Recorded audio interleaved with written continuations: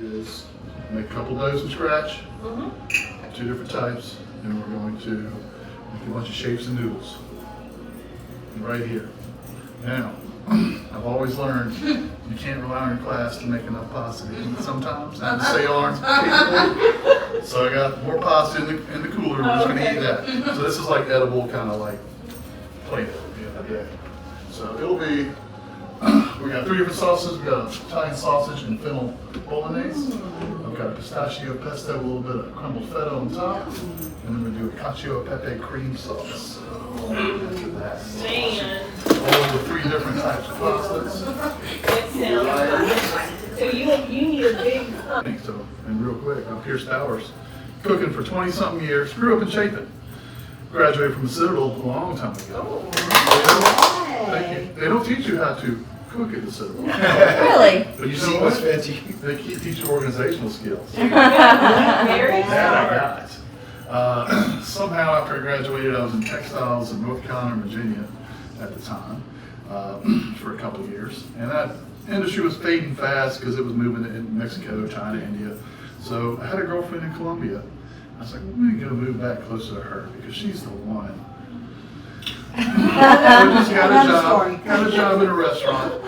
And I love working in the restaurant, just kind of like the action of it. And then she was gone a couple weeks later because I was working nights and weekends. So that was fun, no big deal. So I kind of just fell in love with it. Went back to Charleston around 2002 because I figured I had a boss at the time and said, hey, you really want to know the business, you got to know food. You got to know if you want to do your own thing one day. So I went to Johnson Wales. Had a lot of stuff transfer in, so all I had to take was core classes in the labs of just cooking. So that was fun for about a year and a half. But you learn one dish start to finish while you do school, which is like in a class. All right, good. You really learn by working in all the restaurants. And you're doing 40 of them, and they're all slightly different. People are yelling at you, and there's pots and pans and heat, flames. So I was there for 13. Yeah. So the batter All right. is for real? A lot of it is, and a lot of it I'm looking at is like, what is this? You know, it's like it's people just don't hang around and talk out back. No, you got work to do. It's a series. You got Awesome. Yeah, it's You need to watch it. It's good, Okay. and it's legit. It's like pressure and Yeah. you know people folding all the time. It takes a certain breed. And believe it or not, even though I like to say this too, I'm a nice guy. There was a time when I was in Charleston, some of these places I worked, I was not a nice guy because it was just like throwing pans and angry. But I was 13 years living downtown Charleston. Wow. Wow. Let me explain that one. When I say living, I was living in an apartment about the size of this island. But I was working at 13 years. I was working at 39 Rue de Jean, slightly north of Broad. Muse on Society Street, circa 1886 in the Wentworth Mansion. Oh, we love that place too. And Mercado was on the market, which that chef is now over Wild Olive and Obstinate Daughter, Sullivan's. So I got like and there's little jobs here and there. It's just nuts. Somehow you don't get paid to cook. I'm just saying there's no money. You're not gonna get rich being a cook. But I always had 2 jobs going, 3 jobs going sometimes. So it got to the point after 13 years that I could not live downtown Charleston, even in an apartment size this table. Either have to commute, or it's like, well, let me go out to Columbia. It's closer to home. Had my time here in Charleston. Let me go to Columbia, where it's still an emerging scene, which it is. Which still is an emerging Always scene. emerging. I moved back up here. I was at Solstice for a couple of years, on the northeast side of town. I opened Lula Drake 9 years ago. So I was the opening chef there. Now, your kitchen is nicer than the one at Lula Drake when I was there. Because, and I knew that going in, because Tim, the owner, before he opened, I was like, hey man, what are you going to do? He said, oh, we have really awesome wines. And they do. Really awesome wines and just cheese plates and paninis. And I go, let me help you with the food. But knowing that he didn't have a budget, and there wasn't a budget for a kitchen on any kind of scale. So I wanted to see if you could open a food place under 10 grand. Yes, you can, believe it or not. Wow. So all I had was induction burners, cheap ones. The oven, where's my sheet pan? The oven I had wouldn't even hold this size sheet pan. Oh my goodness. So I could not grill steak, could not, had no flat top, no hood system, no gas, no any of that. So just went back to what can I do? I can boil water on these induction burners and do pasta. So really got into doing pasta at that point. And it opened up a whole other world. So I get creative, Tim would do what I wanted to do for a while, and that was great. And it got to the point where he was never going to upgrade the kitchen because, well, I'm going to upgrade the kitchen, you're doing a fine job. So Rocky break up, we're friends now and everything else too, but it was like he was never going to do it, and I needed a real kitchen. So whenever the Black Rooster opened right before COVID, and they had a real kitchen. And we were doing French food at the time. And that was good for a few weeks, and then COVID hits. And I got paid to stay home that summer, and that was fun for about a week. I'm like sitting there, wow, I get paid to stay home? This is great. It's like perfect. And then they got old really quick. Really fast. So in the summer, the stimulus money ran out, and we weren't reopened yet. So I was like, another chef there, we're like, what are we gonna do? I said, well, he's gonna like sell stuff out of his kitchen at home. I was like, times are tough, whatever. But I was like, well, I'll show people how to make pasta, because that's the same time that bread was popular for people. Yeah. And I said, well, I'll show people how to make pasta. So I just did groups of 4, paid the bills for a little while, and just got my wheels spinning. When Divino Rosso reopened on Gervais, I went over there because I knew the chef, and I go, hey, can I just make pasta? He's like, do whatever you want. So I just did it on a bigger scale for 6 months. Not even 6 months. I just said, hey, I can do this on a bigger scale. That's cool. And then I went on my own. It's like, now's the time. Still did classes on the side. And I said, well, I'm just going to do my own thing. So I started Dorsia Pasta Co. as my brand. And what I do is I sell wholesale to restaurants. Still do classes for a while. And then just kind of figured out the next step, which is a horrible business plan. Don't ever just like figure out the next step. But I did that for a few years, and it paid the bills, and just kind of built it. Always working out of a health inspector approved kitchen that I had to rent space out of. I really couldn't host anything. So then 6 months ago, when the Woody moved out, Hendrix took over the Black Dog Pizza, and I had the sub-level floor, and now I'm legit, got an AM door. So I can make pasta there, I can do classes there, I can sell retail there, getting there, and then I can do those fun family style dinners for about a dozen people or so, where you can just bring your own beer and wine. It's real, it's like, I'm gonna give you a wine glass and a corkscrew, Do and we here's make your an appointment platter. to do that? You will be able to, Okay. soon. So I'll be always mixing it up. Okay. So classes are my bread and butter right now, because they're always just booking. And then there's other little things too. Some people want this whole business, hey, show me how to do this. All right, cool, I can do that. So now I do classes on how to make sauces. And then some people want to know how to make that ricotta nudie at Lula Drake. This is the cacio e pepe dish that everyone loves. So guess what, I'm doing classes on that. Somebody want to know how to make risotto. All right, sure, I can show you how to do that. So it's just one of those, it's just Oh my God. anything people need to kind of figure out if I can do it kind of thing. So it's always a fun time. This class, go ahead, question. So will you have those classes on like online? Website, yes, getting there. Now, I've got a lawyer buddy friend partnering up with who's, I'll take care of all that. He's a full-time lawyer, so it's kind of like, not on his time, but it's like getting there. Yeah. So if he's taking lead on that, I'm not gonna go, hey, stop what you're doing. Sauce class? Yeah, so it's one of those where it's all mixed up. I'm working 7 days a week, and booking 7 days a week, and just stretching it out however much I can do. Yeah. So it's fun. This is my millionth class. I'm not lying. I've done a million of these. Seems like it. I don't get tired of it because it's always fun. So this is the introductory class. You can do this at home. It is not hard. It's not a huge investment. It literally, for one of these doughs, if you got $7, you're making pasta. That's all you need, $7. Feel like an infomercial, but $7. And it's just real easy. Now, who has made pasta before? All right, results good, decent? Decent. Okay. Who likes to bake? Or bakery? Okay. Take that out of your mind of recipes. Okay, so there's not a cup of this. Just give Cherrie heart And it's palpitations. not a tablespoon of that. Because it's not just throwing it all together. There's a lot of science to this, which is good. but there's a lot of art to it as well. That's where the recipes come in. The science, well, I'm here to help. Science, somebody already knew it, they I'm put it here- on a, Here to help. It's a ratio. So if that helps, Alright, that everything helps. in my world is ratios. So that's kind of makes it with adjustments. So again, you're not just like dumping, going, good luck. Because there's always factors, there's always details. My whole point of doing this class is to show you the quality of pasta, what to look for when you go to a restaurant, when you go to a store, the reasoning behind, hey, why did that have a hole in it, kind of thing. Little details like that. All right, so ask questions by all means.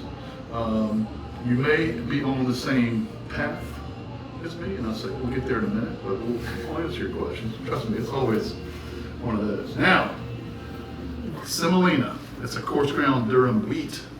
It's got the consistency of cornmeal. One bag in the store, Bob's Red Mill. That's what you're looking for, $7. What is it? Bob's Red Mill, that brand. We have no video. So where's your notepad? Write it down. No, it's on the video. Everybody gets the video. Here's your ratio. And when I say ratio, you can still measure it out, 2 cups, 1 cup, but 2 parts dry, 1 part wet. That's it. All right, so you can make quality pastas with just 2 ingredients. Next one will do eggs. So I throw down 2 parts of the dry, 1 part wet, and again, I can measure it out.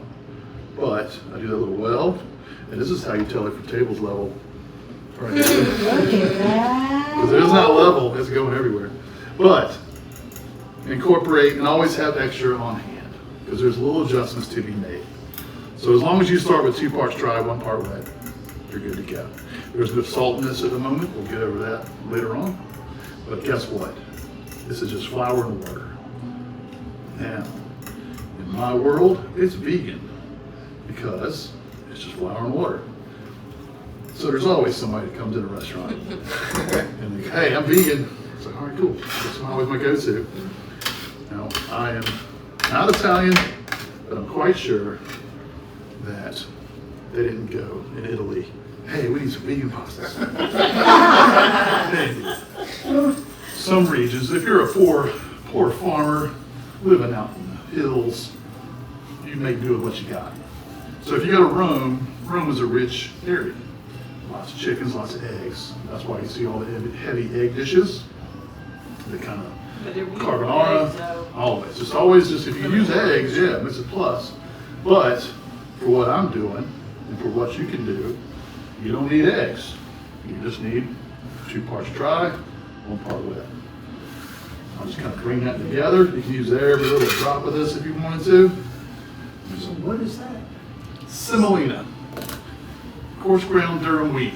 If you want to go science, it's high in gluten, high in protein. So it makes for heartier, rustic shapes. So that all comes together pretty quick. We mash it together.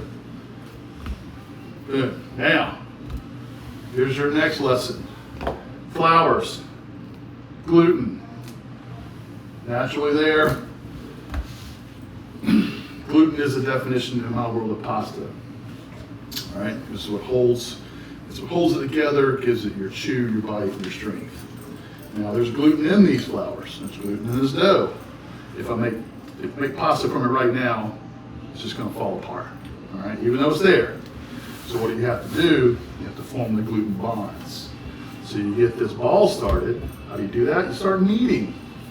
Do that kneading process. Push, pull, turn. Like this. Push, pull, turn. Exactly. Same kind of principle. Any type of kneading you do, heel your hand, push, pull, turn, repetitive motion. And you can see even after a few turns, that smooths up nicely. All right, now, I want to keep it just the slightest bit tacky. You can touch that if you want to. All right, just a little bit tacky. It's not like glue. It's not sticking to the table, It's but like it's a not. biscuit. It's not dry and crumbly. All right, so that's the happy place you want to keep it. It's a little bit tacky. The more I knead this, the more that loose flour gets absorbed. So even if in a few turns, it gets a little bit sticky, how do I keep it just right? With a little bit of adjustment. That's it. Now, how long? That's what, The correct answer is till it's done. But time frame, any ideas on how long you have to knead the dough? 5 to 7 minutes. All right. Anybody else? I'd say 5 minutes. All right. Wait. 12. Okay. 6. How about 20 to 30? You have to do that for 30 minutes? Or wait. No wonder I don't. Or you use technology. We live in a world with KitchenAid mixers with dough hooks. You got one of those? I have one, yeah. So I'm doing the same thing that a KitchenAid mixer with a dough hook is doing. I'm just kneading the dough, forming those bonds. All right? All right, so backtrack. If you were going to do the dough hook, when would you have put it in there? At this point, Okay. you don't want to take your dry and your wet. You're just going to have a mess for a long time. Yeah, Just you got to make the ball, because that's just going to knead the dough. Now is when you knead it. Okay.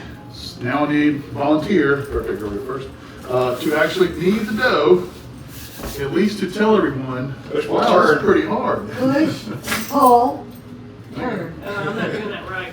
I'm definitely not doing that right. We got to pull. Oh, I'll help you do it. Wait. Think of it like this. It's a circle, and then keep it inside that circle. And use both hands. One's the heel hand, the other's kind of like the guide hand. So what I'm doing is taking my heel, pushing that in, and then dragging that back and turning it a little bit. Bam. Bam. Just turning it in on itself. Give it a little pressure, pushing down. All right?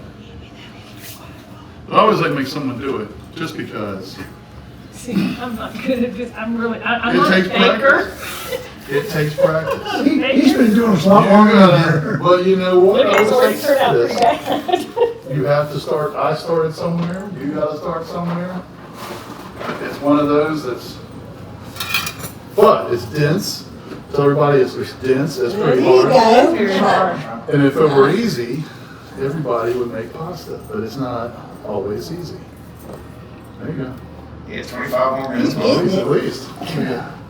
If I can get my classes to do this work. Get your, When it's in the dough get hook, your how long? KitchenAid out. I don't have one. Same amount of No time. way. 20, 30 minutes, slow speed. So second one. Yeah. Second one, nice and slow. Nice and slow. All right, anybody else want to give it a go real quick? I do. I got wonky hands, so. All right. But it's, I always tell people, Grab my hands. so think of a circle.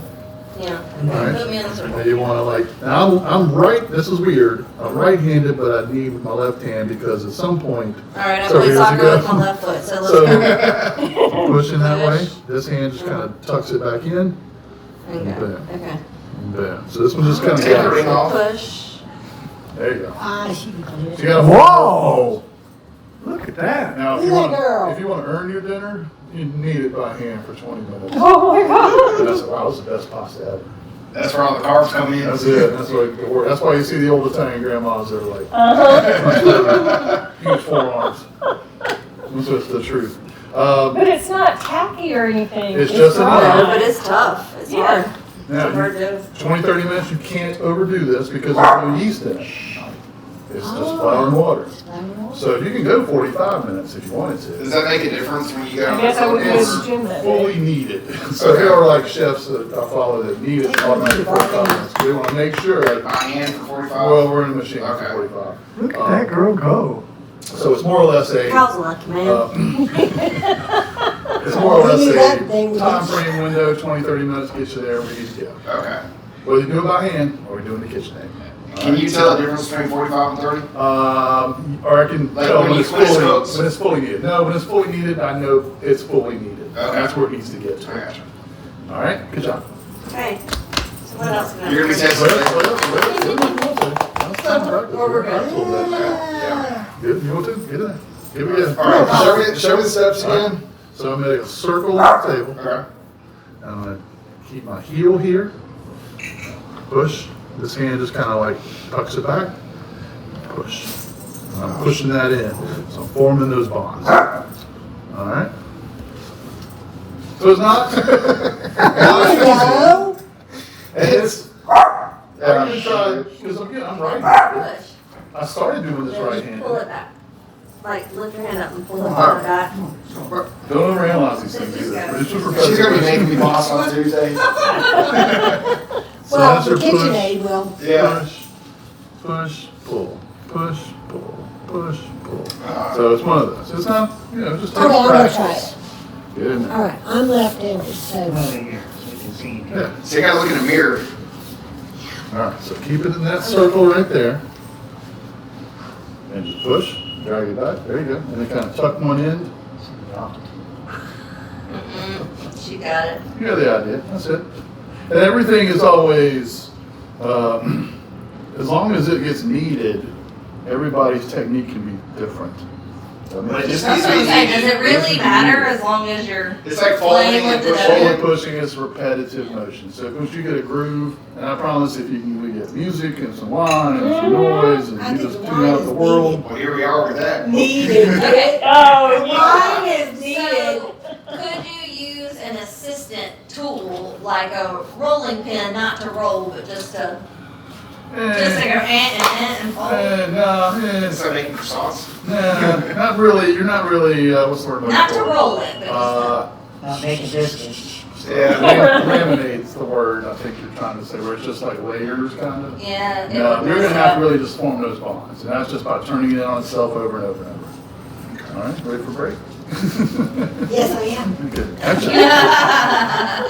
So. Needed a break. So just repetitive motion, that's all it is. So now, after 20, 30 minutes of kneading, it should be like a fist. But you can see how smooth that is. Yeah. It's still not there. So it should be just wound up like a fist after a while. After 20, 30 minutes, I'm gonna wrap it, give it a little plastic wrap, Ziploc bag, damp cloth. We'll keep all the moisture in, and now that fist that you've created has to kind of get happy and relax. So that too takes another 20 to 30 minutes just to make the dough. So you got 45 minutes to an hour. Wow. That's to make the dough. No shortcuts for home cooks. Chefs can get away with some stuff with some technology this day and age, but for the, not sure, look at there. Fancy tools That's it. to kind of burn on money. Get you a KitchenAid, Cherrie. But Yes. 20, Where am 30 I gonna minutes. store it? This is just like TV.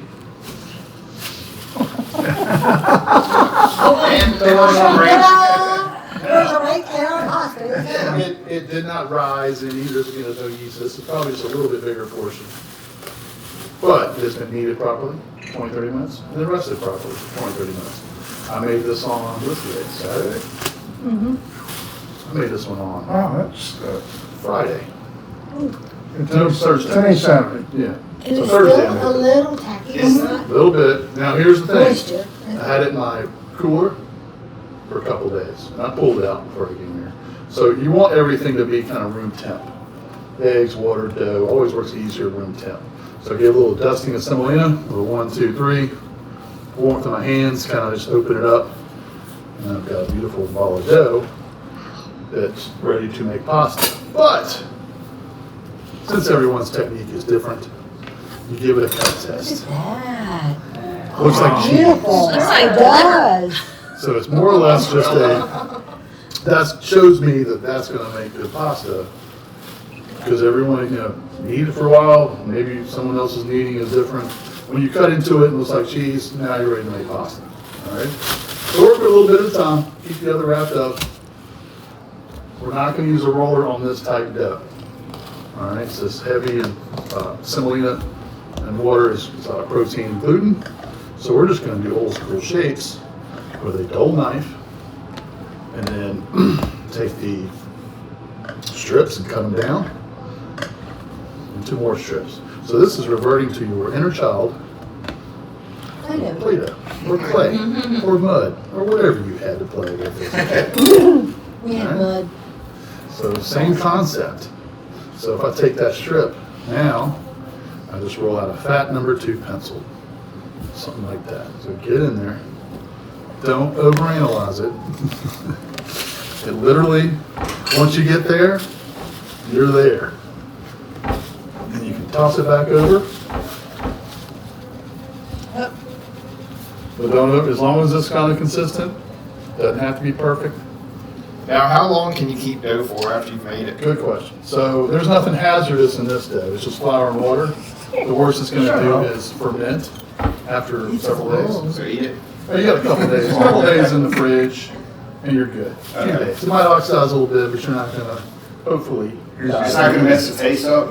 No, but it will after a few days. You're going to notice small smell and stuff too. But it's just flour and water. Eggs, different story. We'll go over that one later on. But this one is nice and simple. Now, kind of see how it wants to stick to things once you expose it. So how do I adjust that? Here's my little adjustment. That's it. So that way it's not sticking to the table so much, just a little bit. I get all the time, hey, coming over to the house, he wants to throw down some flour. No, because someone's gonna have to clean that up. I don't wanna do it. And I've seen it, people just have flour everywhere. I was like, no. So any kind of adjustment I always do, a little bit. Chefs are very lazy. We don't like to make messes because we have to clean them up. So all I'm gonna do is cut off little ends. I'm going to cut some nuggets with my dull knife. Now, Gnocchi? we're gonna make gnocchi. Why does the dull Gnocchi. knife matter? Because you don't need a sharp one. So we are gonna make gnocchi, but Look at that. gnocchi, Gnocchi. G-N-O-C-C-H-I.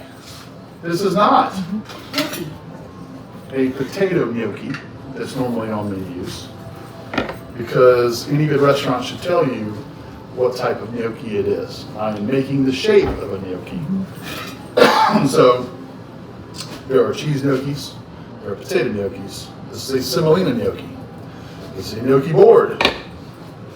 This is the back of a fork. They both do the same thing.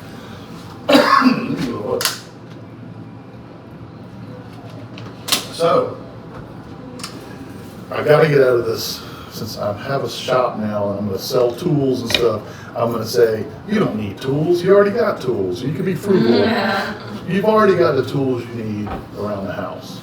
But some people do like to buy nice tools. I'm gonna get a bunch of these and a bunch of other tools as I go. But it's a wooden board that imparts riches. Back of a fork, turn it over and imparts riches. I'm going to take that nugget, I'm gonna put the little nugget up top, take my thumb sideways. I'm gonna press down, repetitive motion. One fluid motion, pushing forward. Start there at the top, press down, there you go. Look at that. That's so Magical, isn't it? cute. It is magical. So I'll show you again. Thumb sideways, pressure, and let it fall down. Can you demonstrate on the fork for the fork? Yes, I can. Good formula. For the Our poor thumb is people. cheaper than a fork. Turn it over to the fork, start at the top, just like that. Run it down, back and forth. Now, not quite as pretty, I like that one. Tastes the same. and even this, I always bring my sushi cheese mat. If you got something around the house, it'll do the same thing. Look at that. Why did I do that though? Why do I put those ridges and cups on there? How much sauce will latch on to the detail for you to shove into your mouth? That's the only purpose. Very nice. Look at this one, which is kind of plain Jane, and then you got this one with more detail. And it'll just seep right in. The sauce gets caught in the cups underneath and also the So ridges. it's the same way they make like the spirally pasta noodles, like Oh, it's- rotini or whatever? There are a million different ways to, those are probably extruded. So extruded, sure Play-Doh as a kid too, where you had a lever and spit out stuff. Oh yeah, it's still in there if you need it. Same. A machine can do a lot of stuff, which we are going to eat. One, what did I bring today? Let me see what I know. One of them is actually extruded. So we're good. So you'll kind of see a variety of just stuff you can do. But, and they make good home ones too, extruders at this point. So maybe you can still use your Play-Doh. Now there's no wrong answer. I can start that, I can turn this sideways basically and make it longer. Oh, And I can come at an angle and give it a little fancy cute. design. So there's never a right answer or a wrong answer because you're making it. And I will never go, hey, that's not right for the most part. Holly wants to She do wants it. to Good. make it. Let me get a little bit. Get in there. Get in there. It might take you a time or two just to kind of get a feel for it, the pressure you need to put on it, but once you got it, I think you got it.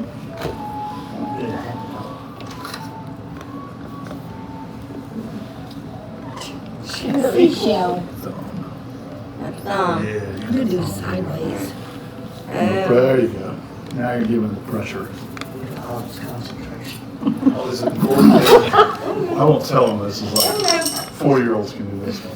Oh, that one's. This one's suitable for children. Yeah.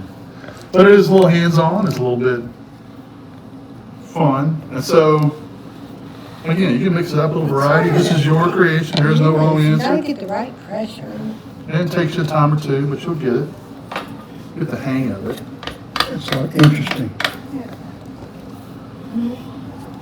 on your I'm technique. thinking I like the sideways better. That's all right, they do that.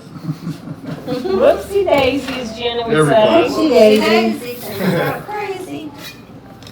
So you want it to be fully closed, is that correct? No, you kind of want to keep a little cup in there. Just Where the enough saucer's to, inside? so as long as you got a little cup or So I lip did in that there, one you're too good much to go. then. Now, let's see if I can find one just to kind of show you.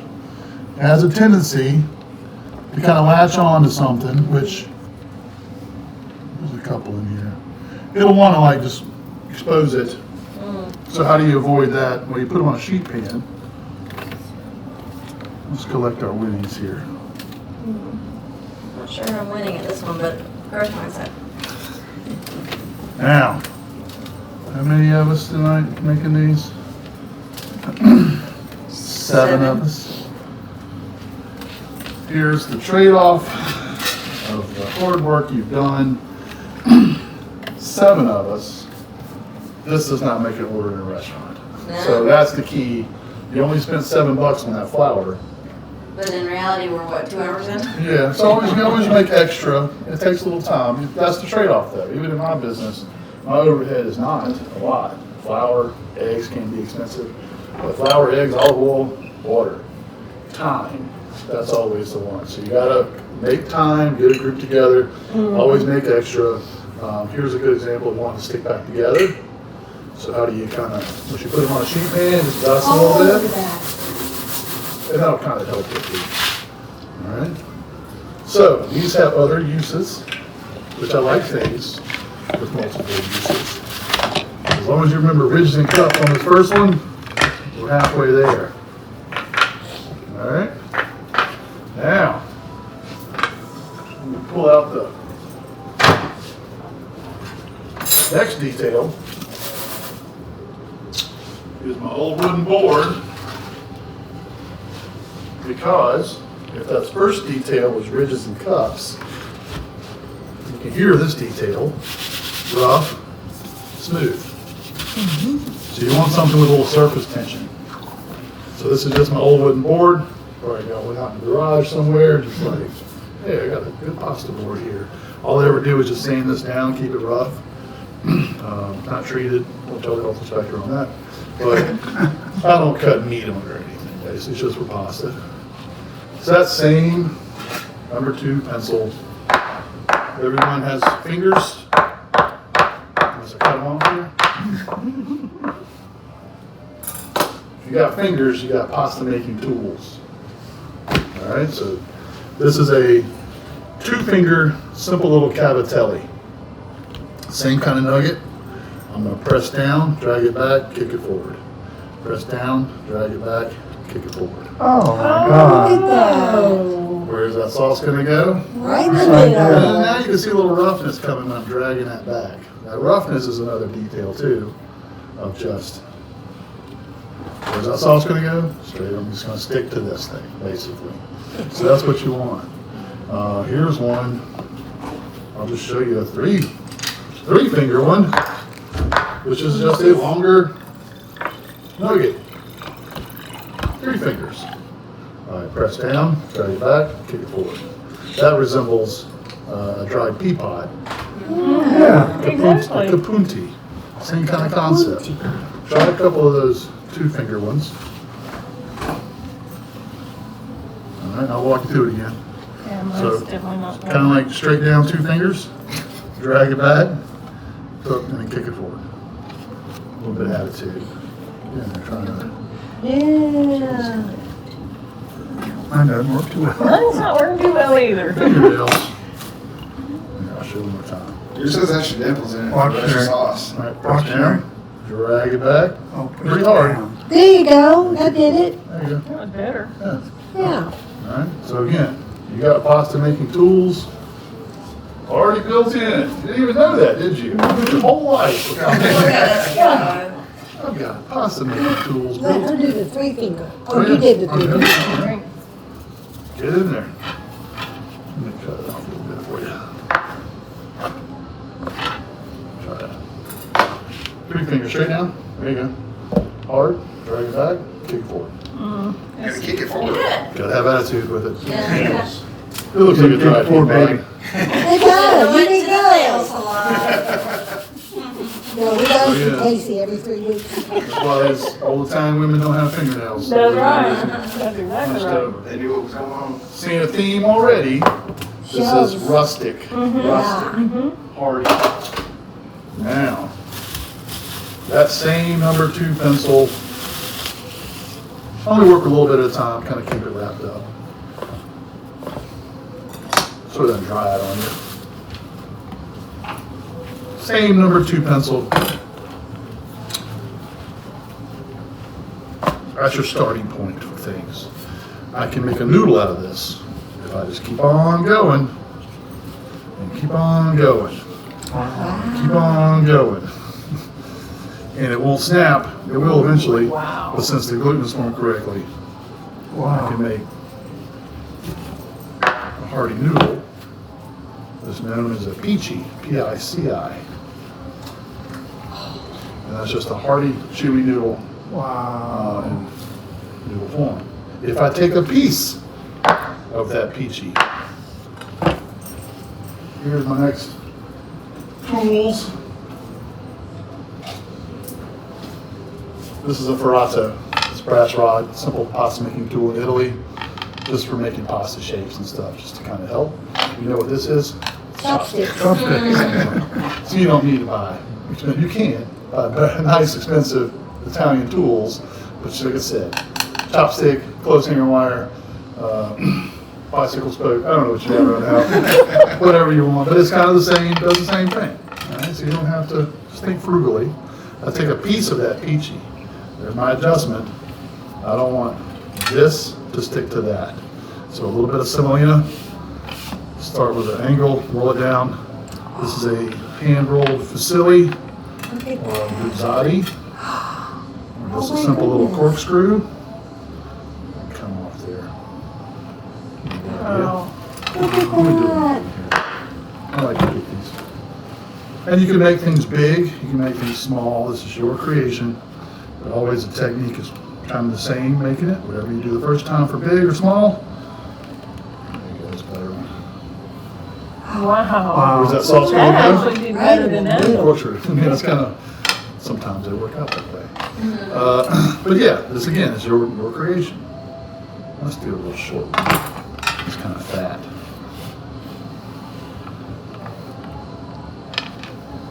Where's that sauce gonna go? Get all caught up in there. Fine. Yeah. So that one's kind of like just a fun one. Macaroni. Everybody knows what macaroni is. This is not the Kraft cheese and macaroni. This is old school. You made CCH R-O-N-I. It's time to elevate your game now. You learn about the Kraft. This is our time to learn. I mean, CCH R-O-N-I is more of a broad term of any kind of short, fat, rustic tube noodle. Kind of covers the bases.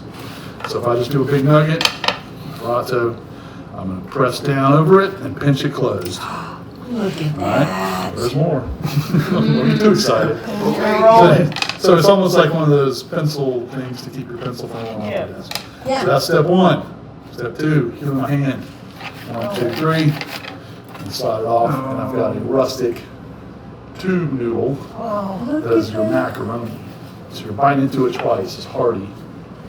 All right, so it's kind of like just a 1, 2, 3. Oops. Slides off and then throw it back on there. Shimmy it off. All right, that would be a really good mac and cheese, I promise. Better than that sort of special. There you go. I just elevated your mac and cheese. So hearty is the theme. Let's do. There it is. All right. So this one. In my world, I got tools that do one job. This butter knife I got from Goodwill. I was like, this is a cool looking butter knife. Beautiful. Goodwill, I got it with a bunch of spoons. That's what I always do for Goodwill. It's like crazy things that I can just like, oh, that's a cool looking spoon that I can things. Like this was in there and I was like, all right, cool. This turns out, you go into enough homes, people know it's a Chantilly pattern, apparently. I don't know. I believe I it's go, the hey, pattern I have. that looks familiar from Goodwill. But it serves one purpose in my world, that's to make orecchiette. Orecchiette translates into little ear. So all these places I worked in Charleston, I was there, it was really nice places. Some places made some pasta in-house. Now that everyone makes pasta in-house because it's a skill that's so much better. When I was in one place, we had nice, dried, handmade, imported pasta from Italy, where you could see people's fingerprints and thumbprints in it. It's pretty impressive. Wow. Impressive, just kind of, well, that's cool. But you got to think, how long did it sit on a boat? How long did it sit in a warehouse? Probably had some type of additive, preservative, keep it. How long did it sit on your shelf? You never know. So I never saw this fresh until you figure out how to make it fresh. It is not hard. When I say it's just 2 steps and just repetitive motion again. I take my butter knife. You got a drawer full of butter knives, just screaming to be making orecchiette. Take a nugget, a little bit of semolina. Step 1, I'm gonna make that little cavatelli just like I do with my fingers. Just like that. Okay. Put it in a knife. Now I'm taking my other finger, come up underneath, and I'm gonna do a little shower cap.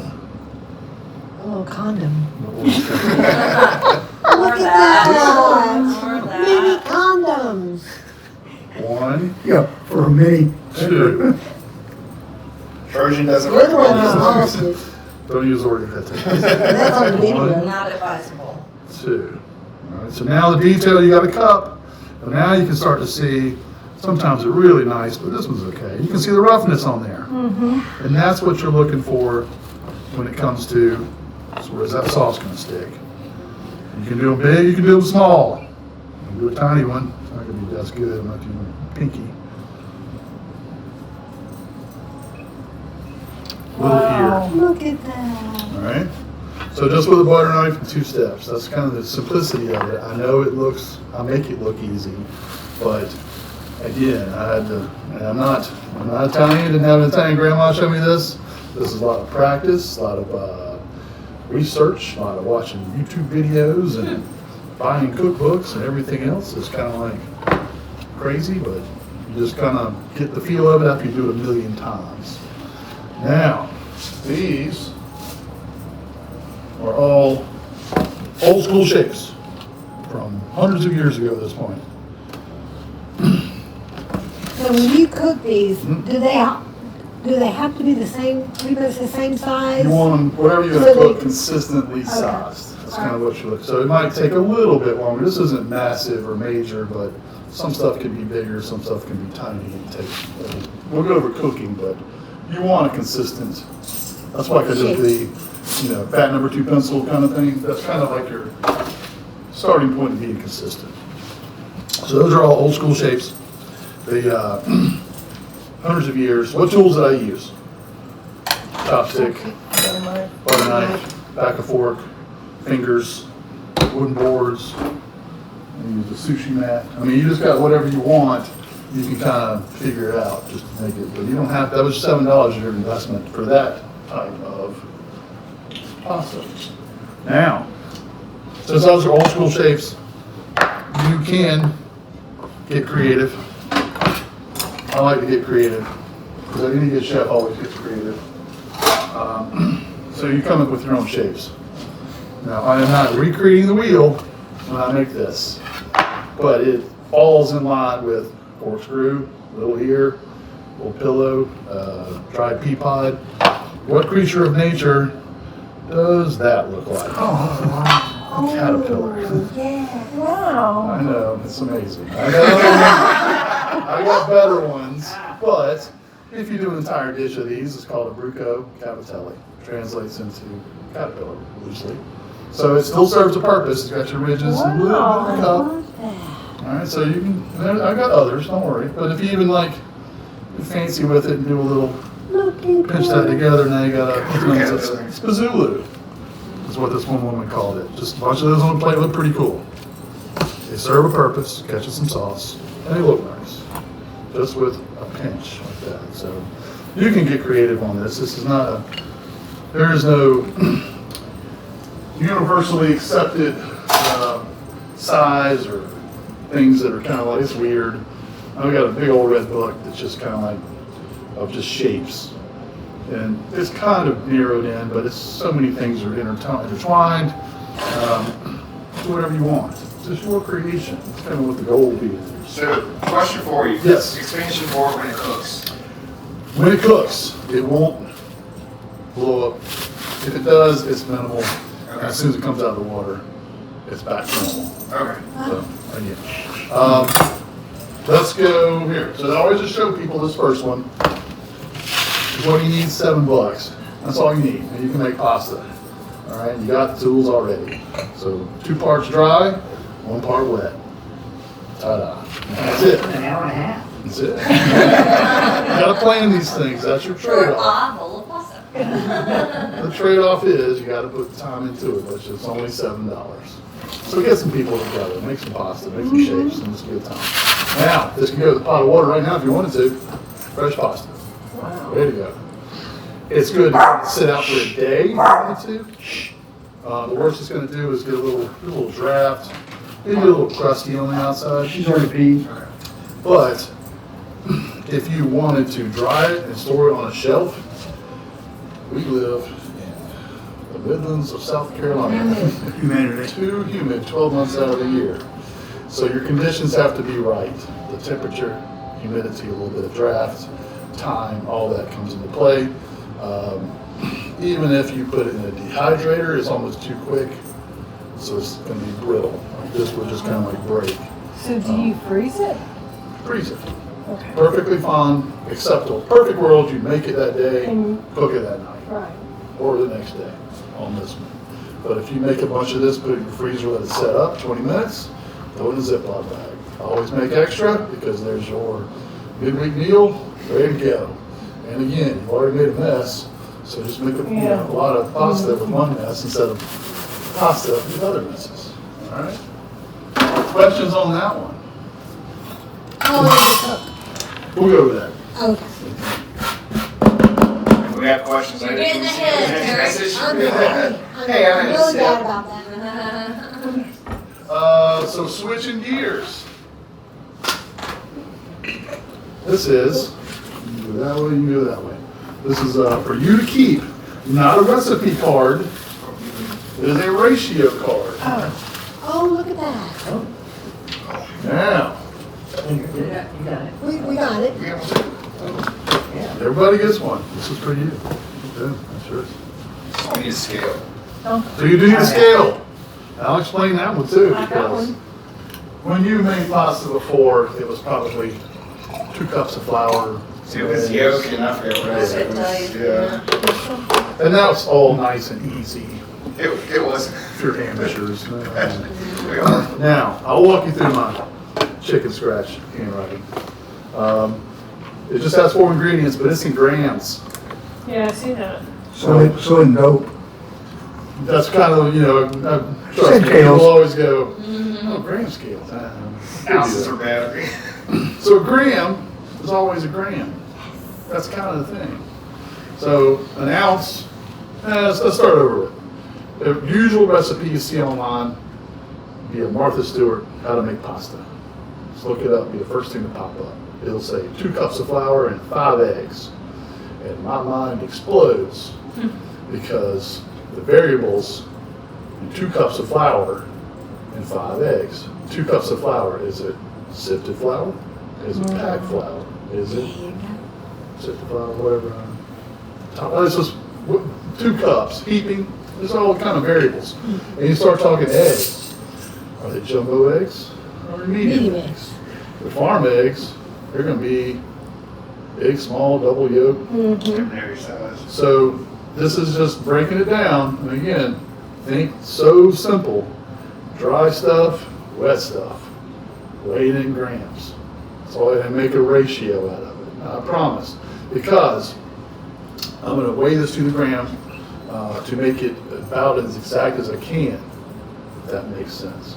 Because if I do 2 cups of flour and 5 eggs, I'm going to have to make adjustments. And I like to tell people I don't get paid to make adjustments when I make pasta. I get paid to make pasta.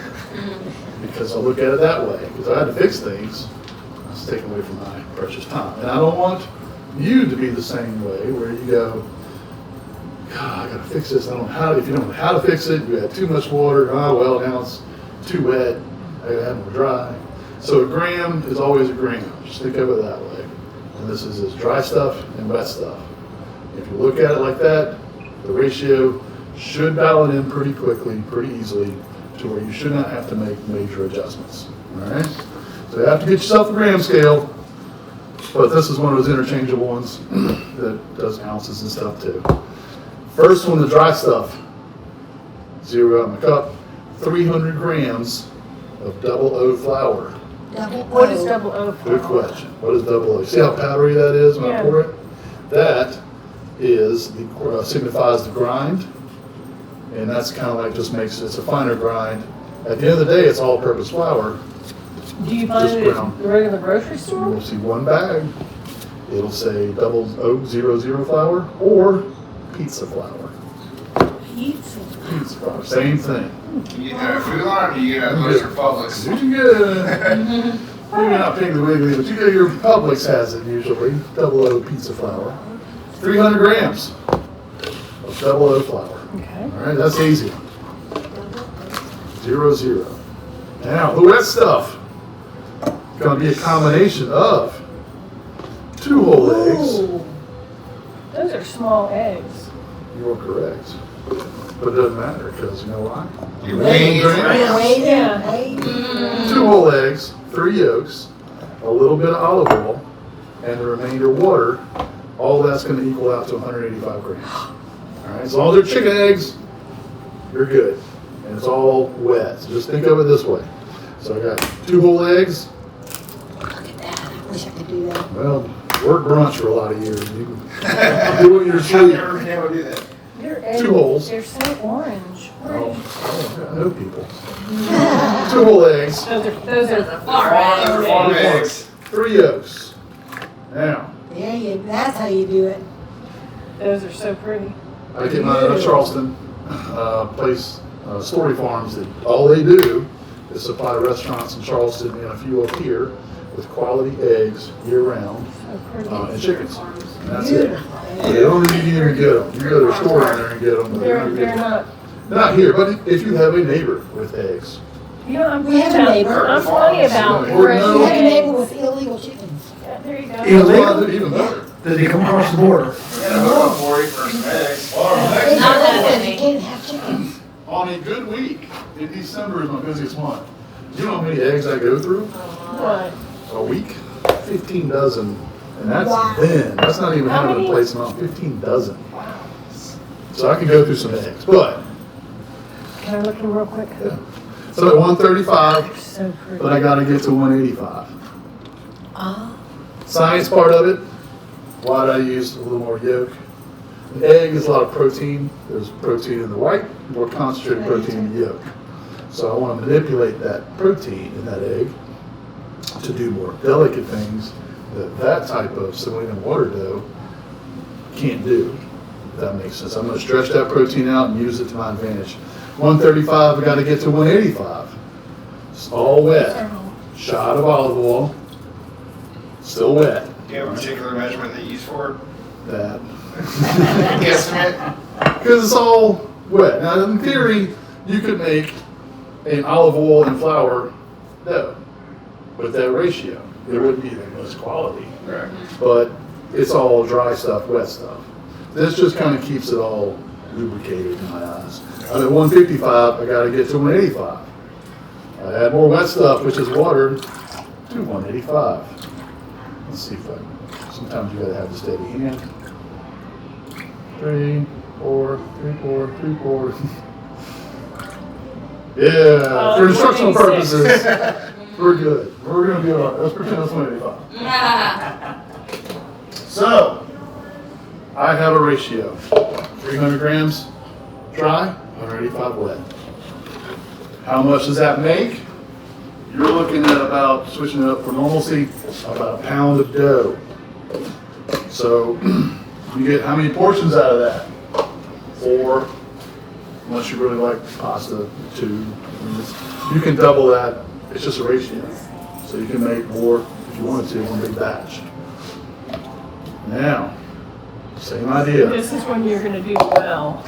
Same idea. Do the well. I could scramble these up, but it's much prettier if I put them in there. Pretty eggs. So it all goes back to what the chicken eats. How they're raised. So that's why you want to get your farm eggs and have a chicken eat. Yeah, I used to not eat brown eggs. I wouldn't Yeah. eat brown eggs because I thought they were too Too below. they were too brown. Yeah. They don't get wired, they age. You want the good stuff. I couldn't eat brown eggs Get for the yourself longest the good time. There's nothing better than a good quality egg. My brother Tom swears by fresh eggs. Yeah, that's where it's at. But always as a chef, you want to know where everything comes from. So my flour, I get this is 4 ingredients and where everything comes from. I get my flour from Italy, double O, nice organic Caputo flour, nice quality eggs, good quality olive oil, good Lake Murray tap water. I've paid in that lake I before. have too. Some chefs actually get bottled water from Italy. Really? Yeah. It's almost like people say that pizza and bagels taste different in New York because of the water, and that's true probably. No, ma'am. So you can get technical, but as long as the water's good. And where is that now? Flint, Michigan. Oh, Don't drink no. that water. Oh yeah, that water comes out brown. Yeah, so. But all I'm gonna do is incorporate that slowly. 4 ingredients, as fresh as you can get. You know where everything comes from. You're making it yourself. Can't beat that. Now, slowly incorporate. And just work that dry flour in to the point. You gotta get dirty at some point. And then once this kind of Making started. biscuits. I cannot make biscuits. Only Can you water. make pasta now, dear? Ain't never good, Cherrie. Ain't so Start, good. start massaging it a little bit. Kind of pinch that dry into the wet. And then once you get some kind of rough ball started, guess what you're gonna He makes it do? look so damn easy. Need. A million, I need the need. Was it the same need time? Same knead time. And this also, you cannot take your 300 grams and your 185 grams and dump it in your KitchenAid mixer with your dough hook. You You'll have still a want to mess. get your ball You gotta get a first. ball going first, and then you can throw it in. All right, I'm trying. We got it. Not everything can be automated. Alright, we're having pasta this week. This is a weekend journey, but So once I get all that kind of started, mash it a little bit bigger level. He started before you get home. This is true. I don't do that. What'd you say? He just started before she gets home. And use every bit.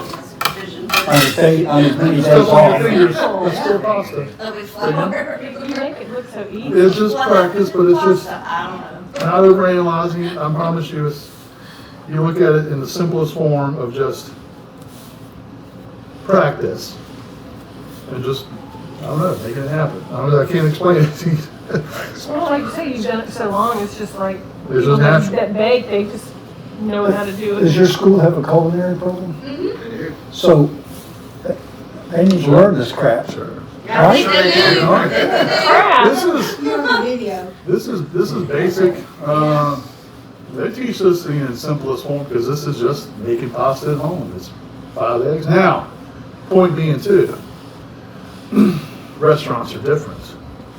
Why are restaurant things so good sometimes? because of the excess. So where was it? Rue de Jean. I worked at Rue de Jean in Charleston, French restaurant. People love the mussels. All the mussels were so good. If you knew how much butter was in those mussels, Sure. because you wouldn't use that much butter at home. Yeah. Same for my restaurant dough. So this is a pound, I'll say MSG. but there's 5 eggs in it total. The restaurant dough I use to make restaurant dough quality, why is this so good, is 2 1/4 pounds, but 27 yolks. Wow. So you wouldn't use 27 yolks at home, maybe you would. I Unless don't you know. freeze it. Could you freeze it after you have the dough done? And 2.5 pound dough ball. It makes a lot of pasta. You can make a lot of pasta out of that. How long does this work? She wants to sit in your lap. I finished to the point of shape. Now you can freeze the dough. That's not a problem. But I always was like, again, I'm a lazy chef. I already made a mess. Made my dough. Finished the process in my world. But you can. You can make dough and freeze it, pull it back out, and make your shapes from that too. So it'll last. First thing I'd say, it'll last a month or two, the pasta itself, when you make a shape.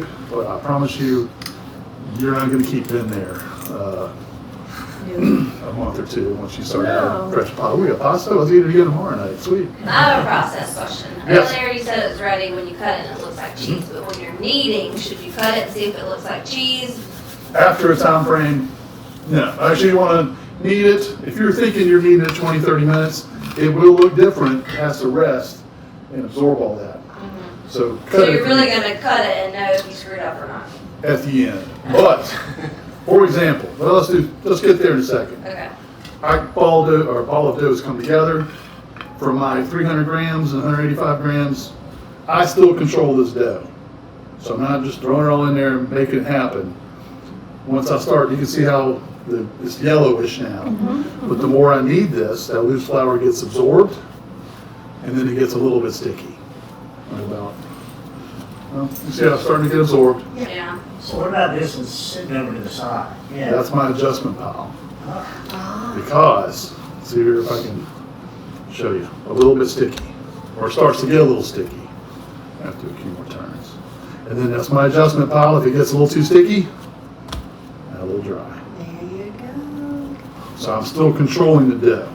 So this isn't a bad thing.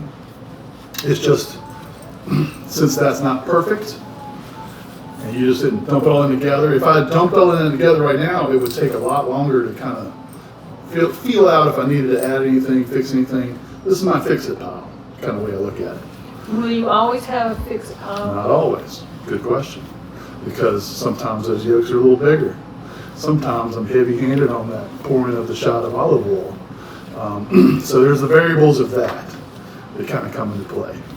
But So what is the end game? What are we looking for with this? still 20, 30 minutes of kneading. But this is adjustment. So again, if I even was just doing this, and I was like every minute, I threw in a little bit just to adjust it, I would probably use that up in 20, 30 minutes. Yeah. So that's why A little bit at a time. a little bit at a time, still keeping it. That little bit, that's a happy place I want to keep it. Where it's not tacky, but it's not dry and crumbly. Right. So easier to add a little bit of dry as opposed to trying to get a little drop of water in there and work it back into. So in theory, like I said, knead it a few times, add a little bit. After 20, 30 minutes, I'm going to use all that.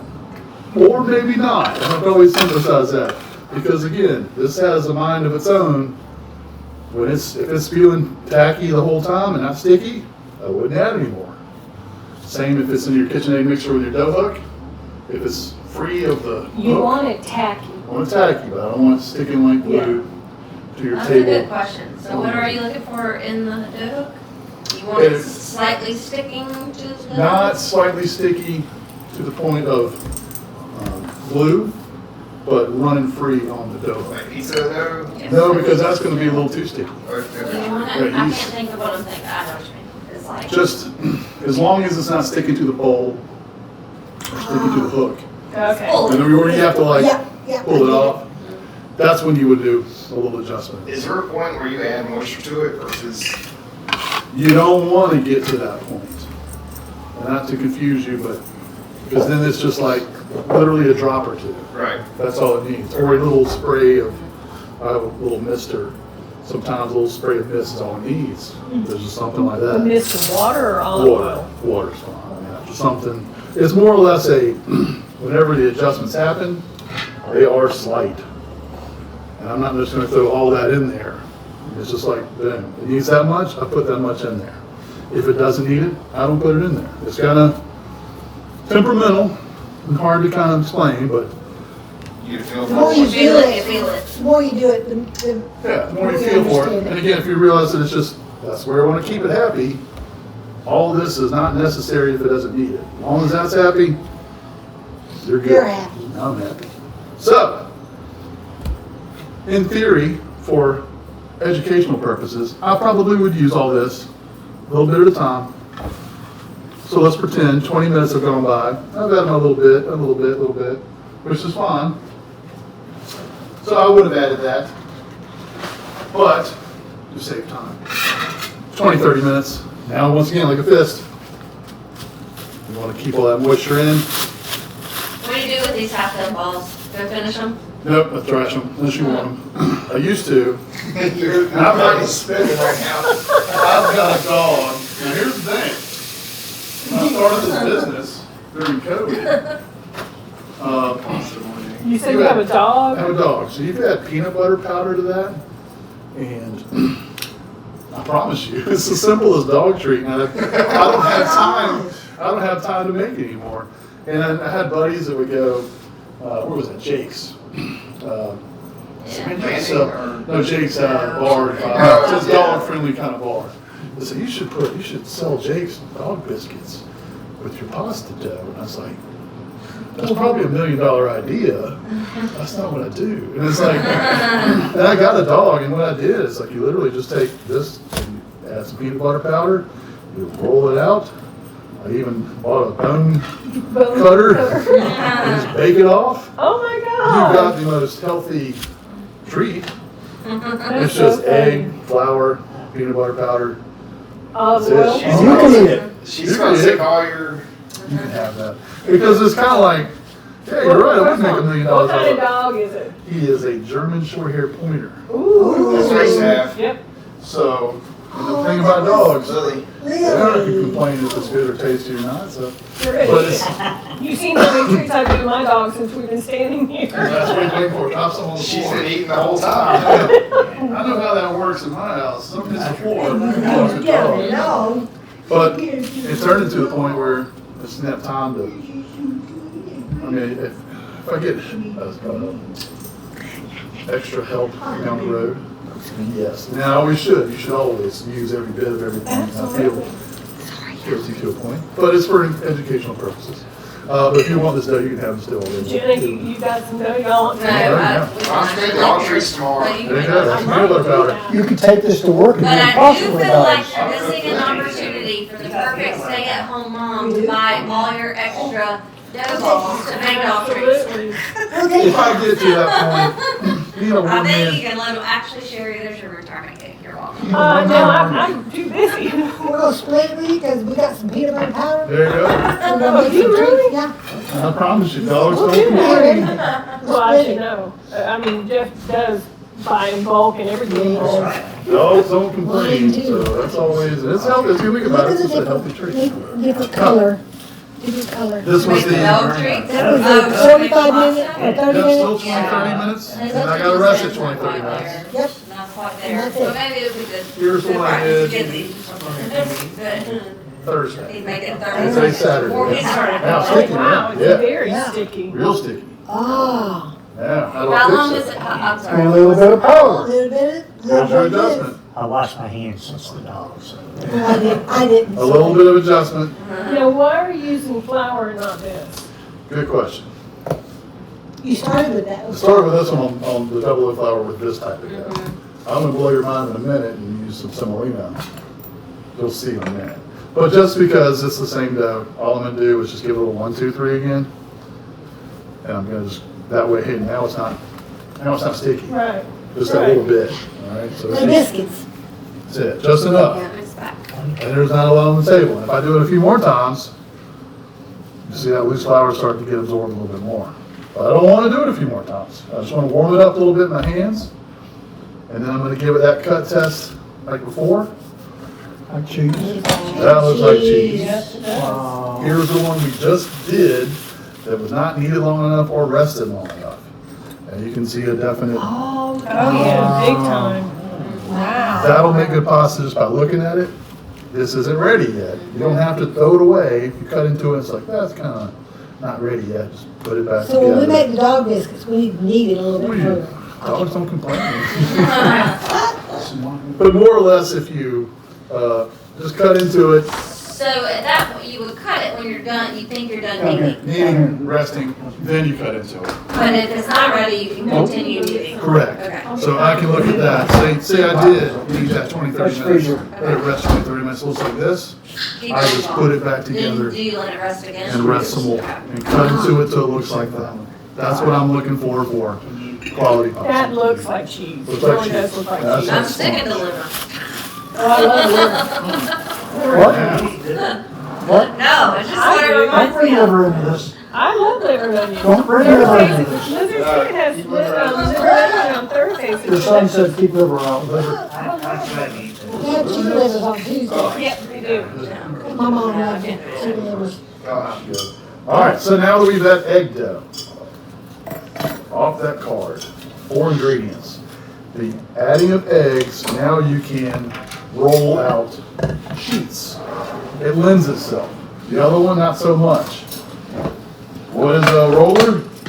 They're all the same. Oh, okay. This one clamps to the table, and it's a hand crank.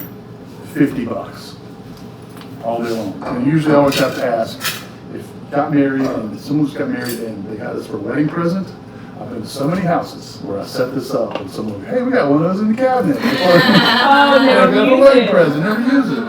So now I hope, and he goes, this is a good one, this is brand new, you got a good one. You know, it's like, they're pretty standard, they're all the same. KitchenAid attachments, same concept. I am the motor, you can turn on. KitchenAid attachments. Oh, like you can catch attachment to KitchenAid? Oh, okay, Yeah. okay, okay. So this can just, This is the just a mounted one. mounts to it in this, in KitchenAid itself, I am the motor. They all have 2 rollers that run the length. And as I turn that, you can see them turn inward. They turn inward. And they all have a dial. So that's the widest setting. As soon as I hit that one click, you can see this one get just a hair closer each time. Each click will go up. Literally millimeters. You know? So, gradual is your key. You are not, can't jump to your desired end result. This is a cutter attachment, and I'll go over that later on. But, first thing, if you've got one of these and your KitchenAid as well, do not wash it in your washing machine or dishwasher. Washing machine. Washing I'm dishwasher. washing the washing machine. Don't take it apart. Do you wash it? Not really. I mean, it's kind of one of You those just where rinse it off? rinse it off, air hose it, kind of like scrape around. It's just one of those. If it gets a little something in there, it's in there. Makes for a it while. good. It'll be good. You'll be all right. You'll live. People have died from worse. But you don't want to take it apart, especially the KitchenAid attachments. They're nothing more than springs. And I was like, one time, I used to take these 2 springs off and kind of like, a bunch of springs. You're never going to get them all back in there. So just take care of it. This will last me forever. And in fact, the business part of it, for the first 2.5 years, everything I made came off of this, which is nuts. Now I have one twice the size with a motor. Double my output. But it ain't $50, I promise you that. Is this $50? That's $50. 60 probably. So where do you get it from? You can get them online. You can go to Facebook Marketplace and you can find them all day long. They don't know how to do that. Because all those people that Go got, ahead and get on all there. those people that got married and given. That's it. That's Marketplace. They get a divorce. Everything's got to go. I promise. You can find whatever you want on Facebook Marketplace. It's there. First thing I want to do, and this is just old school me, I'm going to make a little sheet before I make a sheet. That makes sense? I don't want to jam this through the widest setting. I'm going to help my machine out a little bit. And I'm going to adjust it just a touch. And first thing, make a little rectangle. That's all you got to do. And you start at the widest setting. And I'm gonna drop it through and catch it on the other side. Wow. One pass. Now, this will confuse you. I am about efficiency, I'm about waste. A lot of times when I'm making pasta, you can rework your trim a little time or two, but there's a lot of not efficient space on this, if that makes sense. So I just square it up, fold it over once. Feel like Gordon Ramsay. I just watched them making pasta. Gordon Ramsay? Network the other day. So now we got more of a rectangle, and now I can run it through. All right, one pass. A little more efficient. There to there, one pass. I go up one click. Comes a little closer, and I run it through again. So all like the KitchenAid would say, start at a 7 or whatever, just start at the top. Start it open and then go one at a time, slowly. And I can't tell you a number either because they're all different. We're going to go for a look on this again. So if this is 2 passes, now I'm going to do 3 passes, one click at a time. Can't jump to your desired end result because if I did, I start tearing it, it loses strength and consistency, but you kind of see it's holding. I can hold it up top, it's not tearing through, it's just got strength built in. At this point, are you still mixing together the smushing, the kneading and everything like that? Just kind of putting it together? Gluten's formed. Now I'm just taking that protein in that yolk and not stretching isn't the right word, but just elongating it to keep that strength even is what I'm looking for. So that's 3 passes. Another one. And it's gradual for a little while. All right, 4 passes. I'm gonna go one more. And I'm gonna go, who likes lasagna? Oh, I love lasagna. Well, here's your perfect lasagna sheet. Wow, sure. Almost transparent. So pretty. Kind of see I see skin tone through there? So that's, if you're making lasagna, That would be the. that's it, big sheet of pasta. But this is a shapes and noodles class. So, we're gonna go one more. So now you're gonna see a definite transformation. And again, it's still holding its strength. It's even on the sides, not tearing. But now you're really gonna see. Just get it started, catch it on the other side. Wow. Starting to tear. Get it to the point where it almost tears, but not quite. Wow. So you got transparent. Now I'm using semolina. Why am I using semolina? It's Because you coarse. can. I can. About 50-pound bags of it. But see how it slides now? It's coarse. It's kind of like pizza in a pizza box. This might be too thin. I think it is. All right, this is what we're gonna do. We're Do good. you have a drying rack? We'll go over that again too. A little more manageable, still transparent. You can see my fingers through there, you can see the print through the table. That's a good starting point for shapes and noodles. As long as you can kind of see through it. easy to What work kind of with. noodle would you make out of this? Oh. But wait.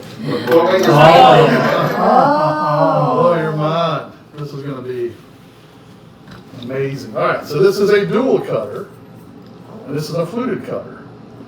And you can get, if you got a pizza cutter, if you got a crimper, you don't even need that. If you got your dull knife and a straight edge, that's half the battle too.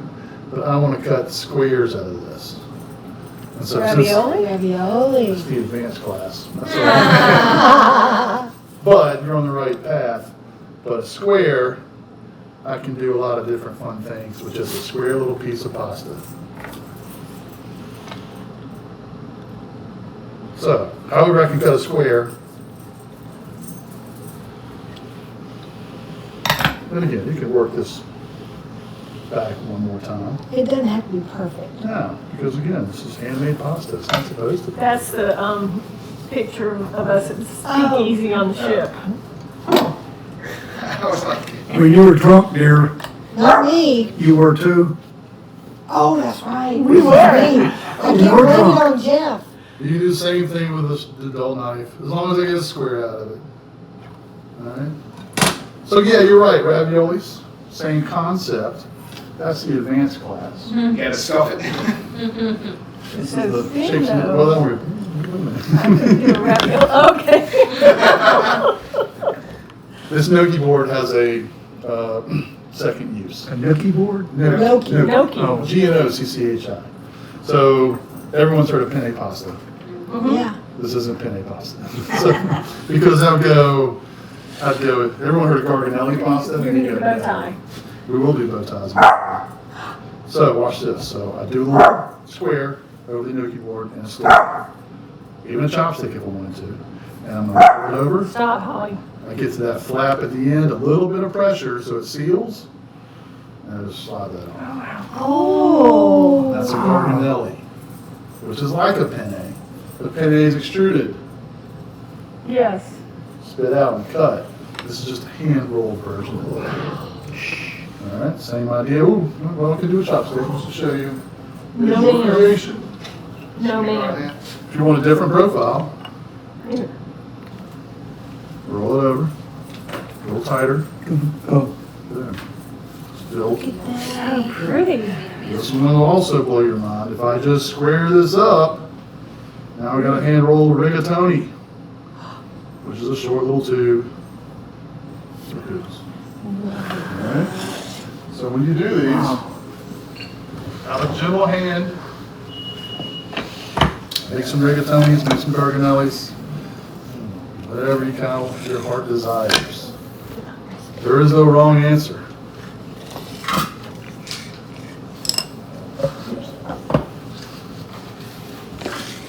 How much did you have hanging off? It didn't matter, you just started it. Enough to kind of get a little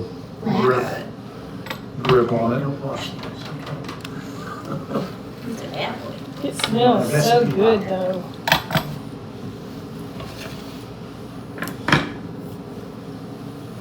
Mine's too thick. Mine's too thick too. There's no such thing. That's it. Thick boy. And as you make these, I need to believe this is an art you can't really mess up, and that is my kind of. it's you're gonna eat it. Everything's edible. It's not like it's a wrong answer. Okay, but how did you make that one so tight? The chopstick. Chopstick. Ah, see. Okay. Yeah, let me try that. There you go. So you can already see a little more detail in that. You did that. Good job. you did good. You're all hired That's for right now. Great. All right, very nice. Gladly. So there's your second use for your gnocchi board. I don't think you could do that on a fork so much. no. It'd be a little more difficult to do it on a fork, but you could still do it. Show him how to make that one when he gets back. No, you gotta do it. No, you do it for me. Okay. Now, I'm recording. All right. Just gotta He's Getting down. her close. And so you're not gonna make pasta, she's making all the pasta, saved you one.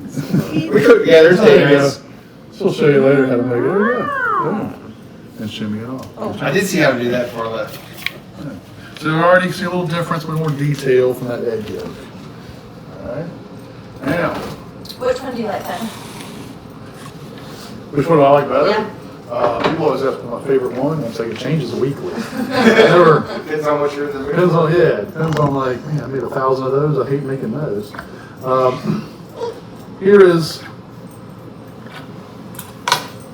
from the square once again. This is the one exception to where I go, you're making it, you can eat it whatever you want to. This one is kind of a delicate kind of shape. So the end result is what you're thinking of, and I'll kind of show you, it kind of makes sense. This is more of a, it's called sorpresa, it's an origami fold. So I'll walk you through it. But it's more or less, you're going, wait a minute, what's he saying? It's corner to corner of the square. I take both corners and I pinch them together. That's step one. All right, just enough pinch to hold that together. Basket. I dangle it. Take my other knuckle, come up underneath, push up, and I push those 2 points down, and I'm going to bring those 2 points together. That's beautiful. Now, it's called a sorpresa. a delicate shape. If I serve that with a heavy meat sauce, it's not necessarily wrong, but it doesn't make a lot of sense because a heavy meat sauce, bolognese, ragu, is going to just get lost. So this makes more sense since you've taken the time to make a delicate shape. Show her how. Oh yeah, oh, yeah, I'll go make these, don't worry. We're all gonna make A delicate shape that's going to make sense with your final dish. So a thin tomato sauce, something thin, I just want to eat butter on it. butter, What else you gonna do? soup. So if you have a soup, so you're letting that shape shine, making that. All right, get in there. We got enough squares? I can roll out some more real quick. What am I, how am I doing this? Yeah, second should I time. do? corners Pinch. together. Just corner to Oh, corner. look at that. It's a bubble in it. Knuckle. So corner to There's a corner, both bubble. hands. I'm gonna bring it together and then pinch it up top. Dangle it. There. Dangle that bad All boy. right. And then I'm gonna take my knuckle. I'm gonna push up underneath in the middle, all the way to my fingers, and I'm gonna pull those 2 points down. Sorprese. Oh my gosh. I Now, love that. Okay. Oh, you gotta. I you keep gotta saying, pinch it. you can make stuff big, And that's perfect. and you can make stuff small. Look at the little tiny. Same technique. Wow, For that's the got, same thing? that's same got technique. soup written all No over it. way. Yeah, that's definitely got soup. So I'll walk you through it again, but it's the same technique. If I can do this with I got big fingers. I I got huge hot dog fingers and I can still do it. It's corner to corner, pinch, push up in the middle, pinch down. No, that one got too pitched up too much. No, it's beautiful. Look, So, it's beautiful. yeah, chicken noodle soup, Oh, let that shape shine. Or Yes, it'll take a lot longer to make as much of those. dumplings. Chicken So- dumplings, yes. So I always do like a soup garnish. So if I had like a butternut squash puree or something like that, I just put a little handful in there for garnish because you don't want to make 10 billion of those. And if you got the time, you can kind of do that. But not everybody has the time to do that. So a little more detail. We'll be retired. Does it get smaller than that? Let's see. No, I don't know if it gets smaller than that. I've tried to make things really small, and there is a limit, I guess you'd say. But Yeah. you can make. It's your finger size. That's it. How big are you gonna make a square? Child labor. That's what it is. All right, we'll do the ever Alex is popular. gonna learn this tomorrow. Alex would have been bored about now. Oh, absolutely, yeah. He'd been there on this machine or whatever. The ever popular bow tie, That's what I want to see. or also known as the farfalle. In Italian, it's farfalle because that translates into butterfly. Oh. Americans like to call it bow tie. So I'm just gonna square this up again. Start over. See, I think this would be more fun than a KitchenAid thing. Oh, yeah. But you gotta see how I can work both hands. Yeah. Get it going there, switch it over, pull it out the other side. When you do this, it's your table length and your wingspan. That's pretty much the length. But always just make a short sheet. You don't have to make some 12-foot long sheet all over the place. Mass production. Yeah, so unless you got table space for And it. then have all those drying racks all over your Yeah, kitchen. yeah, it's kind of like taking up space. Stop. Transparent. Once again, a little bit of semolina. So it'll slide around a little bit. If I did a double O, it would cake up a little bit too much. Oh, yeah, I can see that. So, the farfalle butterfly. Now I'm going to show you the long way, and you won't know the difference.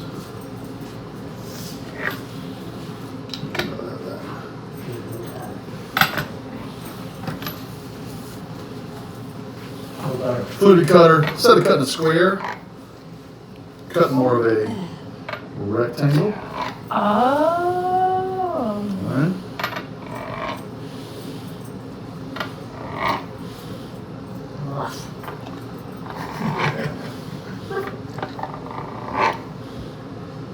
Now, it's kind of like what you would think. Do a little semolina. I'm going to pinch it. It's a pinch. I'm going to show you the wrong way. This is the wrong way. But you won't know the difference. You won't go, oh. I'm here to educate. I'm here to go, hey, do these things the right way. And I'll explain why. A little semolina so it slides around. I take my index finger down, middle finger thumb. And it's just like this. I'm going to pinch it like a bear trap. I'm not going to go, I'm going to make some pasta today, and kind of go slow. You go 1, 2, 3, snap. You see how my finger, I'm going to snap it, my index finger goes just up, and I'm just pinching those two together. 1, 2, 3, even on the table, snap. Bow tie. It's not right. Oh, that's not right. Dang it. Oh, I unlearned. She was memorizing that. Unlearned. Ultimately, Details. It's on the video. Details, Yeah. Same idea. I take a little bit of semolina. This one's kind of wet. Put my chopstick down. Index finger, middle finger, thumb. 1, 2, 3, and boom. Now, they look. oh my gosh. They look very similar. Just by looking at them, you really can't tell the That has a hole difference. in it. It does. So there's a hole in it. Why did I put a hole in it? First thing people are going to go, you get some sauce caught in there. Yes, you do. But Even. me putting that hole in there gives it even cooking time. This one I pinched together has 2 different cooking times. It has a clump of pasta there that will not cook as evenly as the so outside. water can flow through it. So you're chewing on that, and that's overdone. Putting that hole in there makes a world of difference.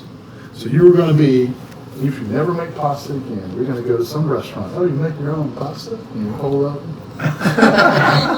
But you know what to look for. You don't use a Ridges, chopstick. ridges, cups, holes in the right places. If you ever eat my farfalle bow tie pasta, it's going to have a hole in it. Because I don't This want is, you this chewing on is the that. good one. Oh, I see the hole now, okay. It just makes that even cooking. That's all it is. So I got you, I see that now, okay. that little detail that people don't think about. See, I thought you were gonna say this was the wrong way. Well, it is wrong with the, oh, not with the hole in it, but we want a clump together, the big clump in the middle. You want the hole. I want the hole. I'm looking out for you.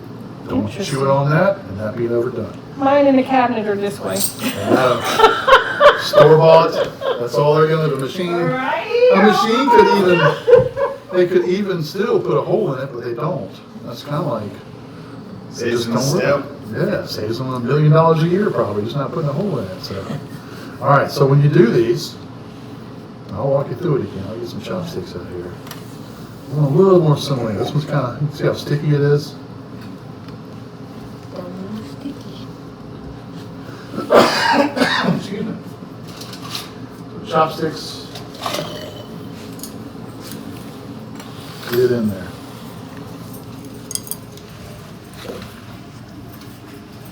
Make it snap. That's it. You keep it on the table. It's gonna be harder than it looks.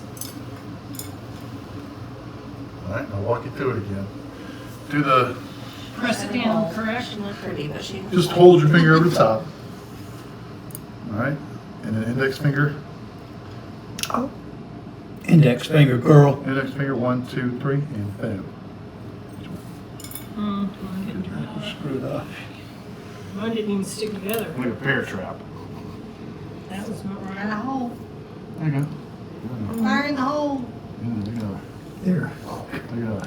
There you go. She pretty. If it looks like a bow tie, She pretty. you're halfway there. She pretty. I don't know how to tie my bow tie, but I know how to do this. You can make it there. Mine definitely did not turn out right. I'm actually gonna make it look. That's what I did. It's so screwed up. That's what mine was. All right, so now you know how to make a Right. proper farfalle. Who did that one? Oh. Guys, who did that one? That was mine. Like We can do better. a 3-year-old bow tie. That was Yeah, sure, the sure, sometime. I just want to go home. But it's still a bow tie. If it looks like a bow tie, you're halfway there. Well, It's a tie. It's a tie. some. And that just takes, like, a little practice, a little technique. Yeah. just a little You can bit. always unfold it and try it. That's right. Try again. And it's all edible. And that's kind of thing, too. Exactly. But it doesn't cook properly, right? Well. But it's Took on one tasty. side. That never stopped you. No. We'll put it with the rest of them. You want me to do it again? No, you're good, you're good. So you can see a difference, more detail with Oh, the yeah. egg dough. From a sheet, you can make Yes. lasagna. From Yes. lasagna, you can use It's layers richer, and it stuff, looks too. richer. Hearty, just 2 ingredients. But that's A little more got delicate. eggs. But Cannot- the orange egg yolks makes a big difference. Oh, yeah. But that's also the little bit of flavor, a little bit of color, but that protein is what makes it more delicate. All right. You cannot take your semolina dough and make a sheet out of it. Just Oh, doesn't, really? it doesn't apply the same. Interesting. So I probably can, but I've done it once or twice. But it doesn't, you can't go very, very fine or detailed. It's just a different kind of like process to it. It's really what it is. So those are some simple shapes. We're gonna make some simple noodles, and then we're gonna eat. Let's just roll out a long one. Questions so far? Yeah, you need to change your name to like something alphabet at the end. Giuseppe or? Yes. Where did, if you said it, I'm sorry, where did Dorsia come from? Oh, okay. Well, I always have to explain that anyway. So, we'll give you something to do while I'm making this head. So, the movie American Psycho. If you've seen it, No. oh well. Yeah. I say don't watch it. Don't read the book. So Christian Bale also played Batman. You did. Early 2000s.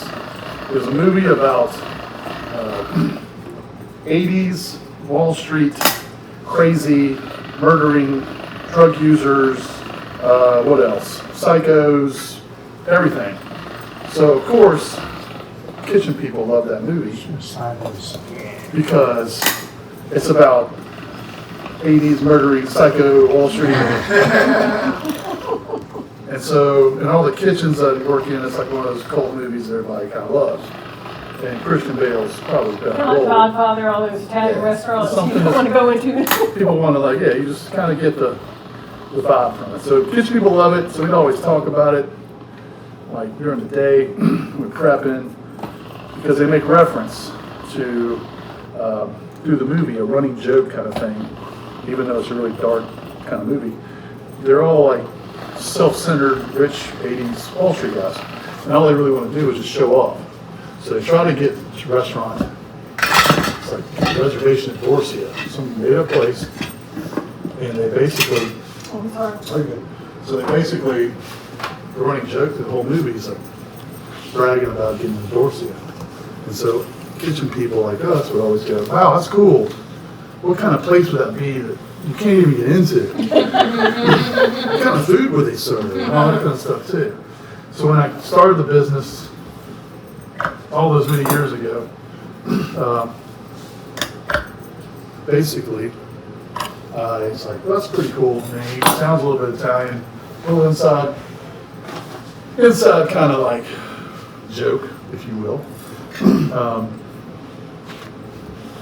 Running with that, put Christian Bale's likeness on a bunch of my stuff. That's my brand. There's my sticker over there. So you go. So I'm running with that until I get a cease and desist letter saying you can't do that anymore, which will still be a cool letter just to hang up on the wall. And then maybe one day, who knows, Christian Bale will come to Columbia and say, hey, that's pretty cool, man. Awesome. Hey.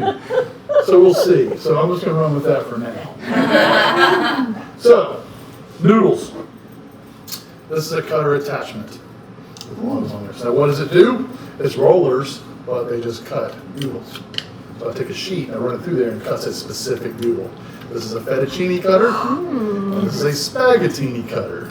Spaghetti. How thin do you want it? You want it cutting Still- like we had it Still before? transparent. That's a good stopping Okay. place.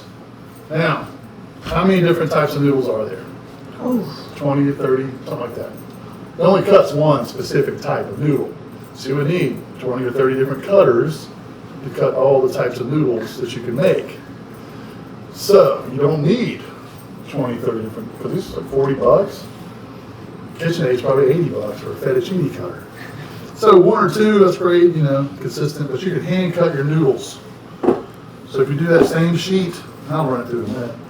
Same sheet with a lot of semolina underneath. I do a little package, more semolina, because this one unfurl when I cut it, and a little bit more semolina. Take my knife, my dull knife, clean up cut, pappardelle.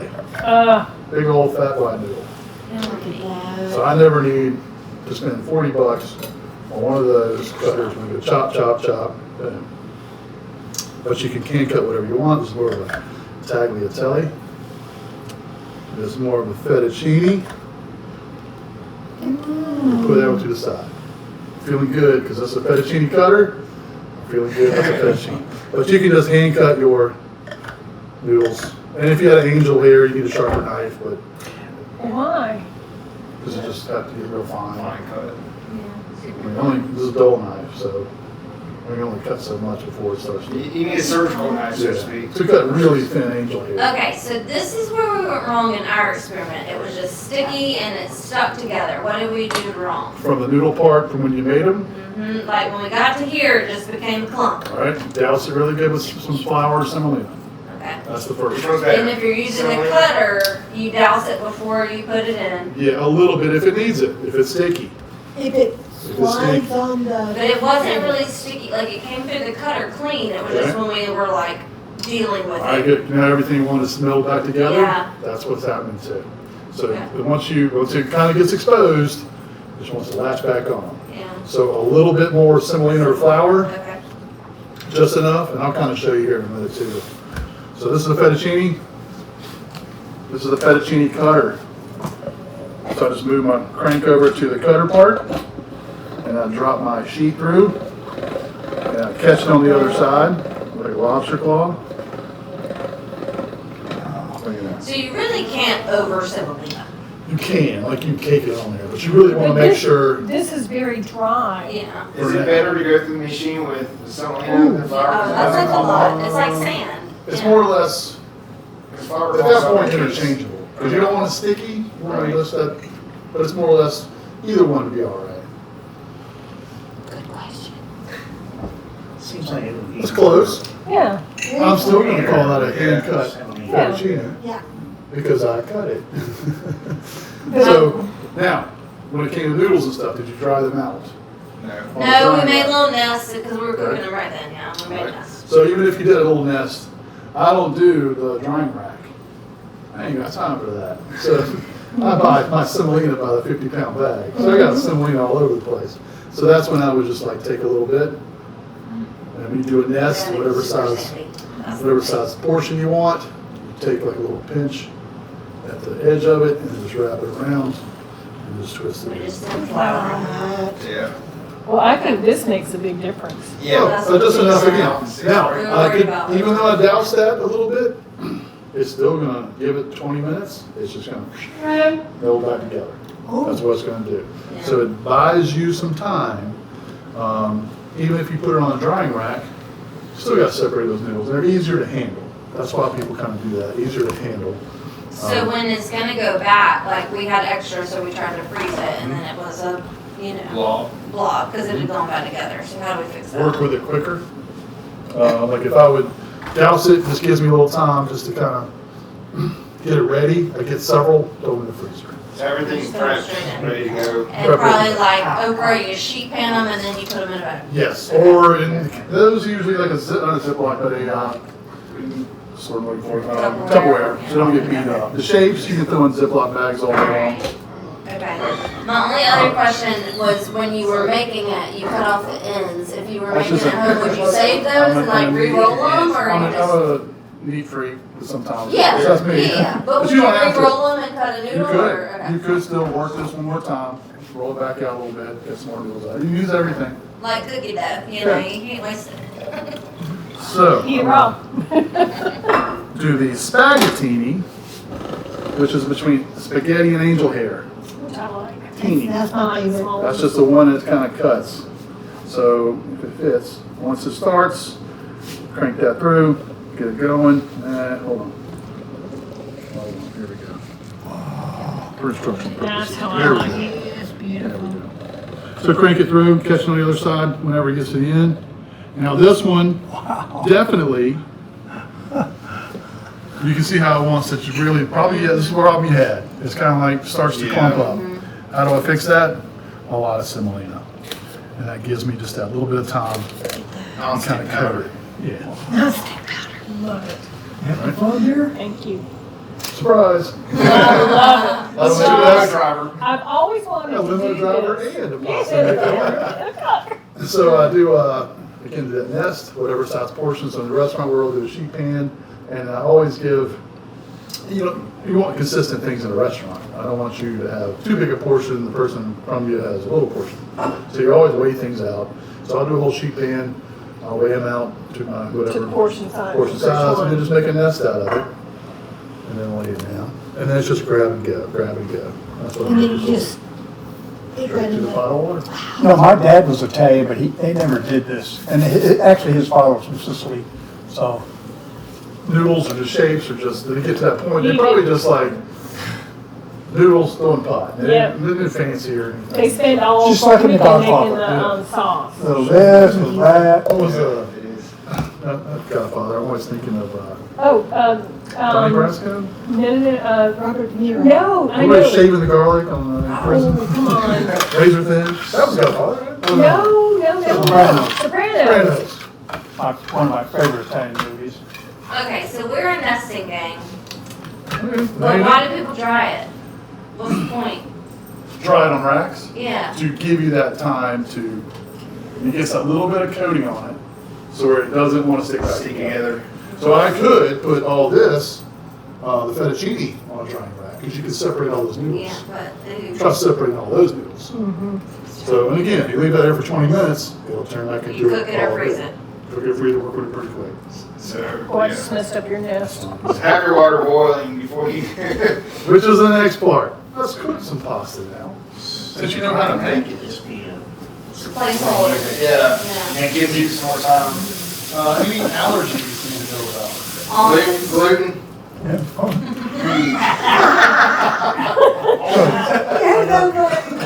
For sure. Just go there and haul chop out. Oh my God, Uh-oh. absolutely. Woo, pressure's off. All right, cool. And I was like, man, we're gonna go home and I'm Say- gonna eat, sit at the table. There's pistachio. That won't matter. Almonds and walnuts is the only All right, thing. good, you're good. Now I will use, and again, I don't have them, that's one thing, it's in my arsenal. Walnuts, but I don't have any, haven't used any in 6 months. Well, I'm glad. But I will. That is a You very can't common. walnuts either. Almonds and walnuts is the skin item. Is it has Kenny, what? almonds and walnuts. Well, I guess I can't give you the walnuts that are in my freezer then. No, you can't. Can your dad eat them? Yeah. Here, we'll take that back. As Huh? far as I know, every other nut never bothered me. How you doing? Good. How's your sister doing? This is Good. awesome. I told her her birthday. Awesome. She was doing good. She's I having love beach doing time. this. And just, I don't know, she'll be home. You say 7 days a week? One I mean, of I'm my always cousins looking. is getting married I'll early You September. celebrate. She's coming home. You gotta make a break for yourself she'll be here sometimes, next but, week. I probably 2-3 classes a week on the average, and then with the Are you busier wholesale. during the week or the weekend? Oh, weekend. Saturdays always fill up quick. Okay. And it just kind of backtracks, but with Which is so the, much fun. a lot of planning, a lot of like doing wholesale, keeping restaurants supplied, like smoked. They've Where got, is smoke? right on Main Street. No, we never went there. We don't go downtown Columbia. It's in fennel bolognese. So the irony in that, vegan pasta going to meat sauce. So not the intent, but that's what, hearty kind of makes sense. Hearty kind of noodles and shapes with heartier sauces. That's kind of your rule of thumb. Let's do the pistachio pesto. That smells delicious. With a little bit of orange and pistachios, Oh my God, that'd be delicious. a little bit of pat of butter. Yeah. Let's do those with just the spaghetti noodles. So good. You are not gonna toss it in 10 your times better purse. than mine. And then the last one. It's going to be the cacio e pepe cream sauce. Going with what's known as a bombolati. So this is extruded.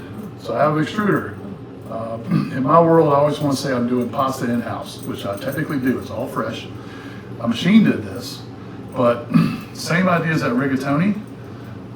I've done big ones like this, hand rolled, but a machine can do, when I can do 5 pounds an hour, a machine can do 17 to 22 pounds an hour, and it's still my recipe, it's still fresh.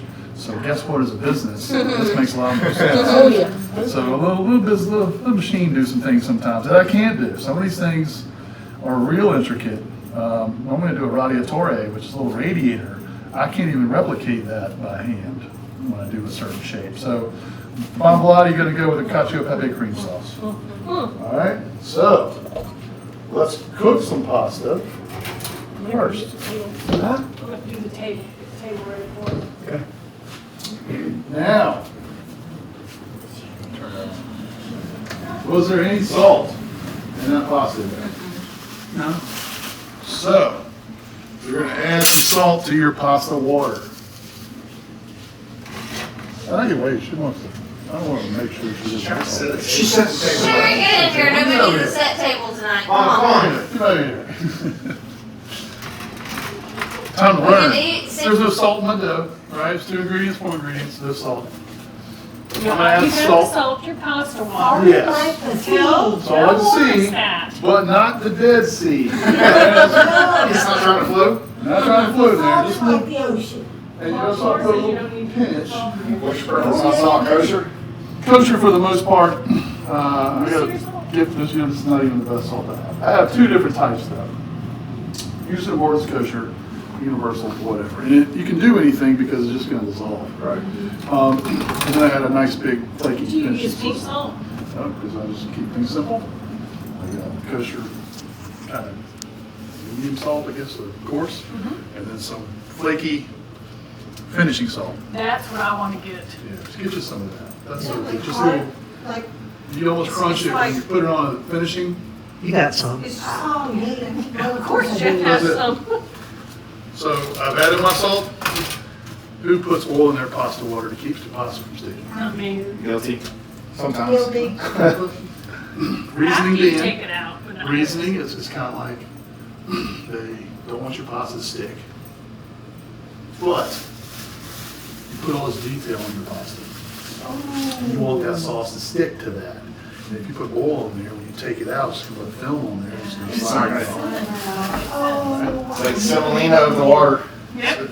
I will never do that again. There you go. See if you're educated. Cook times. This is not dried pasta. How long does dried pasta usually take? 14 minutes. 10, 12, 10, depends. 12. Because you're reconstituting. Depending on how. You're just cooking this through. Now, pretend this is frozen. See how it wants to kind of come back? Yeah. Because it's not frozen anymore. This is what will happen. Did you, was this frozen? It was prior? frozen when I left the house, or left the shop earlier. It was in my cooler, so it has thawed out a little bit. I can make that happen, don't worry about it, I'm a professional. But you don't want to like pull out your bag of frozen pasta and thaw out. Just literally take it from the freezer and dump it into boiling salted water. So pretend this is frozen. You hear the baskets? I'll explain those in a second too. But you add it to boiling salted water, no oil. And as long as you get it in there, and then give it about 20 seconds, if that. And then just give it a little stir. Now you've thrown in a bunch of ice cubes in a day, so it'll take just a little bit of time to kind of get back to a boil, not the end of the world. But you don't want to crowd it too much. You want to make sure it is a boil, so when you throw it in, the baskets, I keep those because I can pick stuff up and put it down. But 99% of you will take it over to the sink and dump it in a colander, which is fine. But you gotta save that pasta water. Save a little pasta water. Pasta There water it in is. the sauce. So because what I've done, I've just added flour, starch to the water. And what is flour and water? It's a natural thickener. At the end of the day, that's all it is. Cook time, you're looking at 4 minutes and 30 seconds if it's frozen. So the fresh stuff you did, straight to the pot, 4 minutes. Put it in the freezer, 4 minutes and 30 seconds. That's it. That's all. So I'm starting my internal clock. Who takes their pasta, put it on a plate, and dumps their sauce on top? Preference. If you- Yes, no. Only with family spaghetti night. It's a preference. It's a preference. You don't have to, I but like to mix it all in together and have that pasta water. you want to get all of that finish last minute in the pie. So it just kind of marries all together. You get a little bit of starch released. You get a little bit of, every those nooks and crannies get filled. That's letting it do the job it's supposed to do. Now, I'll start the next one as all this is kind of heating up. Pesto with a spaghetti. You don't cook your pesto because if you cooked it, it would turn ugly green, get a little bitter. What's made with that? All right, so basil. This is where Basil for sure. it's a pistachio pesto. So what I do is take basil. What I do, this is my method. I'll take my nuts, which are interchangeable. I've always got pistachios laying around. My dad has pecan trees. He used to make a lot of pecan pesto. But some years his pecan trees don't put out. Or sometimes he just didn't give me any. So pine nuts are expensive, and that's typically what goes in there. But what have I got to work with? I always have pistachios. I got different uses for them, what I do. So I'll do a pesto. So I'll do oil, garlic, cheese, nuts. Kind of buzz that up. And then I'll add more oil, and I'll just take my basil and just kind of finish it. And I'll put it in a bowl with a big pat of butter, a little lemon, or excuse me, orange zest, because orange and pistachios kind of go together. Did I see an onion in there? Or was that That's just a probably a nut? big old garlic. Okay, a garlic, okay. And then the pasta will melt the butter. That's what you're looking for. I was The like, heat of the you pasta. don't heat the pesto, but how don't are you cook gonna melt it. the butter? Oh, You the don't heat. cook it, yeah, you don't cook Uh-huh. it. And even the smell. You can smell Oh, it it now. smells. As soon as that hot noodle hits it, you're really gonna. So can we have the recipe for these sauces too? Oh, here's the sad reality of this. I knew there was something. I do, because again, all these things people ask for. Hey, I like that sauce. You do a class on that? It's like, yes, I can. Not one recipe written down for any of these sauces. Especially for It's pesto. ever changing. Because Throw it in it's until it always, tastes right. yeah. And you just start with ingredients and you have a method. So it's nuts, I promise you. It just makes no sense, but Is there pistachios? Yeah. Yeah, did you do this in a blender or I got a stick blender, what? stick blender, basically a hand blender. Oh, and the, Yeah, and a or things kind of. container. You cannot throw those pistachio nutshells on the pavement and blow each Well, other. there's pistachio nutshells in there. They can wear the No, orange I didn't put chocolate. any there. Those are already shelled. I wouldn't do that to Peanuts, you. not pistachios. We didn't have pistachios this year at the beach. Yeah, we We did. did. Oh, we did? I didn't get any. Oh, that was rolled peanuts. Oh, we had whole beans. Yeah. Ooh, old peanuts. That's where it's at. That's my retirement job. We need to remember to bring the salt and pepper pistachios every year. Oh, those are good. Now, let me show you this one since this is ready. Sorry, I don't have a bigger oven. Oh, you're good. I can make it happen. Oh, God, that's beautiful. So, where did all that sauce go? Nooks and crannies. Finish last minute in the potter pan. Gosh. This is very forgiving because it's hearty, so I've got a bigger window of time. Angel hair would disintegrate pretty quick. You got to look at it quick. So you only use Italian sausage? Is it the sweet sausage? or- Sweet and one hot. So Publix, it's the closest thing to a butcher shop that you can kind of find to where they have the bulk sausages. I usually get 3 or 4 packs of the regular mild and then 1 pack of hot. Not the links, just the. So you don't use the sweet? The sweet, mostly it's the sweet Italian, but a little bit of the hot too. So, now, this is ready to go. I'm gonna wait 1 second. Put cheese. You know how kids like that little shaker cheese, the green stuff? It's in my freezer, our refrigerator. And I've got some of that too. Get some of this, because this is cheese. The other stuff, the shaker cheese in the green container, has cellulose in it. Cellulose is wood fiber. Sawdust. Keeps it from molding. This is a block of cheese, Pecorino Romano, and a zester. And you don't have to get Italian, you can get good stuff from Wisconsin. You just get a block of cheese. You're halfway there. A little cheese at the end. I don't lie to you, already had the butter. That thickens it up. Kind of like thickens it up, but it can also flavors it down a little bit also. All right. Ooh, shoot, let me fall behind. So I've added my pasta. Let me stir it up. Because once it's in there, you just kind of want to break it loose and let it cook. And these spaghetti noodles only take 2-3 minutes tops. This is ready to go. We'll come back to that in a second. Let me throw in the other one. Because this all takes, there it is. Do you ever get sick of pasta? I love. Do you still eat pasta? I know, and it's rare if I do. I'll eat a bite. You don't like pasta? No, I love pasta. Yeah, you can't go wrong with I pasta. love. I don't want to burn out. That's one thing I don't want to do. It's like, I could eat pasta every day. but it is rare if I sit down and go somewhere and eat them. I would imagine so. No, because it's not the same as yours. Not the same. But it is kind of like, you know, it's hard to find. It's hard to find around here. All right, so got my pat of butter, got everything kind of ready.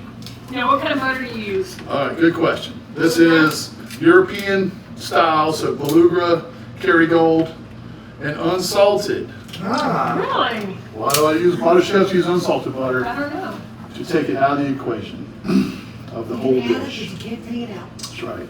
You want, oh, put it in, but can't take it out. Chemistry for And you a also chef. have to know your final dish. If my final dish were olives, anchovies, and capers, would I even salt the water? Probably not. So you just kind of season as you go. The cheese is salty. I made the sauce. I put salt in there. So just the butter just kind of takes it out of the equation. So Beluga. Beluga, European and Kerrygold. Kerrygold. Yeah, anything, because those are higher fat They're content. so good now. And they're much better butters than your generic American kind of butters. Delicious.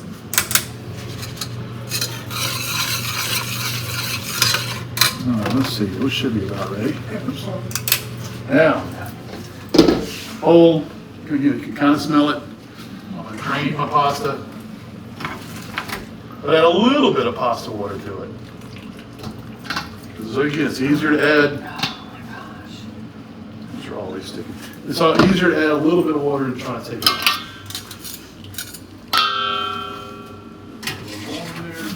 Joe, we're gonna sleep good tonight. Got that right. It might be the vino. No, it's the pasta.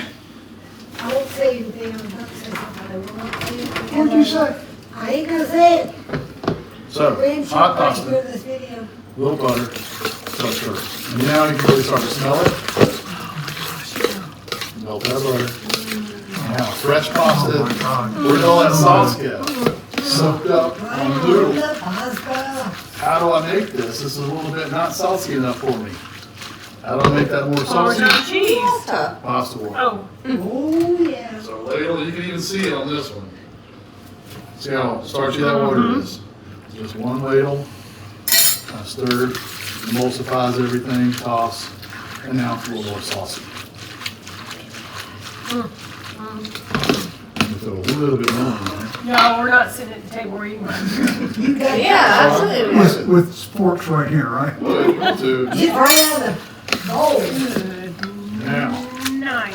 here's how, you could eat it out of the pot, that's fine. I won't judge you, but I'm playing it up. how do I make this impressive? Or it's like a Oh, you're in the I have not $20 mastered this $20 trick. dish into a $30 dish. Yep. You could dump it on a plate, but tweezers and a ladle. And I'm gonna Make it look take, fancy. make it look fancy. Now it serves a purpose. It looks nice, but also it stays warm on the inside. Wow. Beautiful. Lay it down.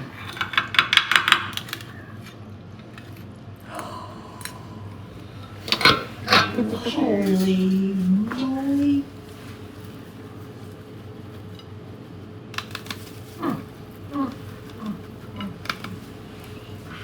$20 dish to a $30 dish. Easily. Now, last one. Guy Fieri needs to come and do, Guy Fieri. yeah, whatever his name No, is. he's Alright. diner He doesn't cook anymore. No, he He doesn't. just runs his empire. Yeah. That's all he does. Well, he needs to come to your place where you make it. He doesn't cook, He just yells at people now. He needs So he to, yells at people. he Yeah. cooks and He busses them out. Yeah. No, you're talking about, Stephen Gordon Ramsay. No. yeah. Gordon I'm Ramsay. talking about Garganelli or whatever. That's right. Oh, look at that. Cacio e pepe cream sauce. Heavy cream reduced by half. So if I put in 2 cups, just kind of tightens it up. Name of the dish is cacio e pepe. Cheese, pepper. How do you make it not curdle? Another class? We gotta take a sauce class. You and Cherrie are taking sauce class. That's the one I've not yet mastered. So we'll have to look at like November, I guess, because you're busy in, December he's packed, he said. I have a waiting list. Training good. can you come to the beach? I've done that before. I mean, I don't know, this is, Do you come to the beach in North But that Carolina? does have a lot of cream in it. I don't think That's I've a lot ever of put cream. enough cream in it. see, like Looking at that. container cream, I think I put just about all of it in. Is that the answer? Just more Oh, Because cream? you're cooking it down. A quart of cream? That's why things are good. A lot of Okay. heavy cream, a lot of cheese. So ignore the internet and and a just lot of lots. black butter. What kind of cheese? Okay, 2 different types, pecorino romano or Parmesan raisin. that's way more cream than I've ever put in it. So that's the answer. So, where's that sauce? Coating the pasta. Inside. Inside and outside. And then this one too. It's It just sat there forever and didn't curdle. Did you have it on, it was cold or you had it on warm? a lot of cheese, a lot of butter. I mean, I don't know if I've ever even curdled it or broke it. Well, or I anything. screw it up every time, so It's still good. it is good, but it's not creamy. Looks amazing. Delicious. Now, goal being, you want that sauce on the noodle itself Mm-hmm. to do its job.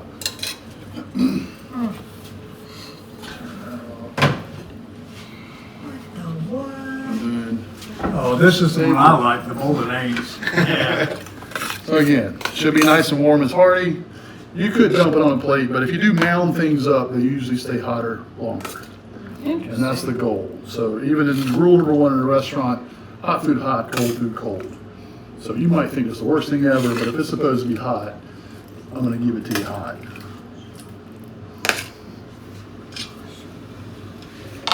Learned something today? Yes. Absolutely. I have one final question. Where does the bucatini noodle come from? Extracted? Extracted, but you know how I made those macaronis? Same thing. Chopstick? Old school way would be like a very, like a reed, just a thin wire. Used to be hand rolled. Bucatini means Wait. Need a little bit more cheese. We like a lot of cheese. Olive Garden. And this one too. It's melting quick. God, that looks amazing. Now, Well, chop Hall's chop house. 150,000% more. all right. Get in there. Oh my Since the gosh. plates aren't big enough, I'm just gonna restock them however y'all wanna do it. All right, I'm gonna get some, I'm right behind You want me to get plates, Mom? I'm gonna get some,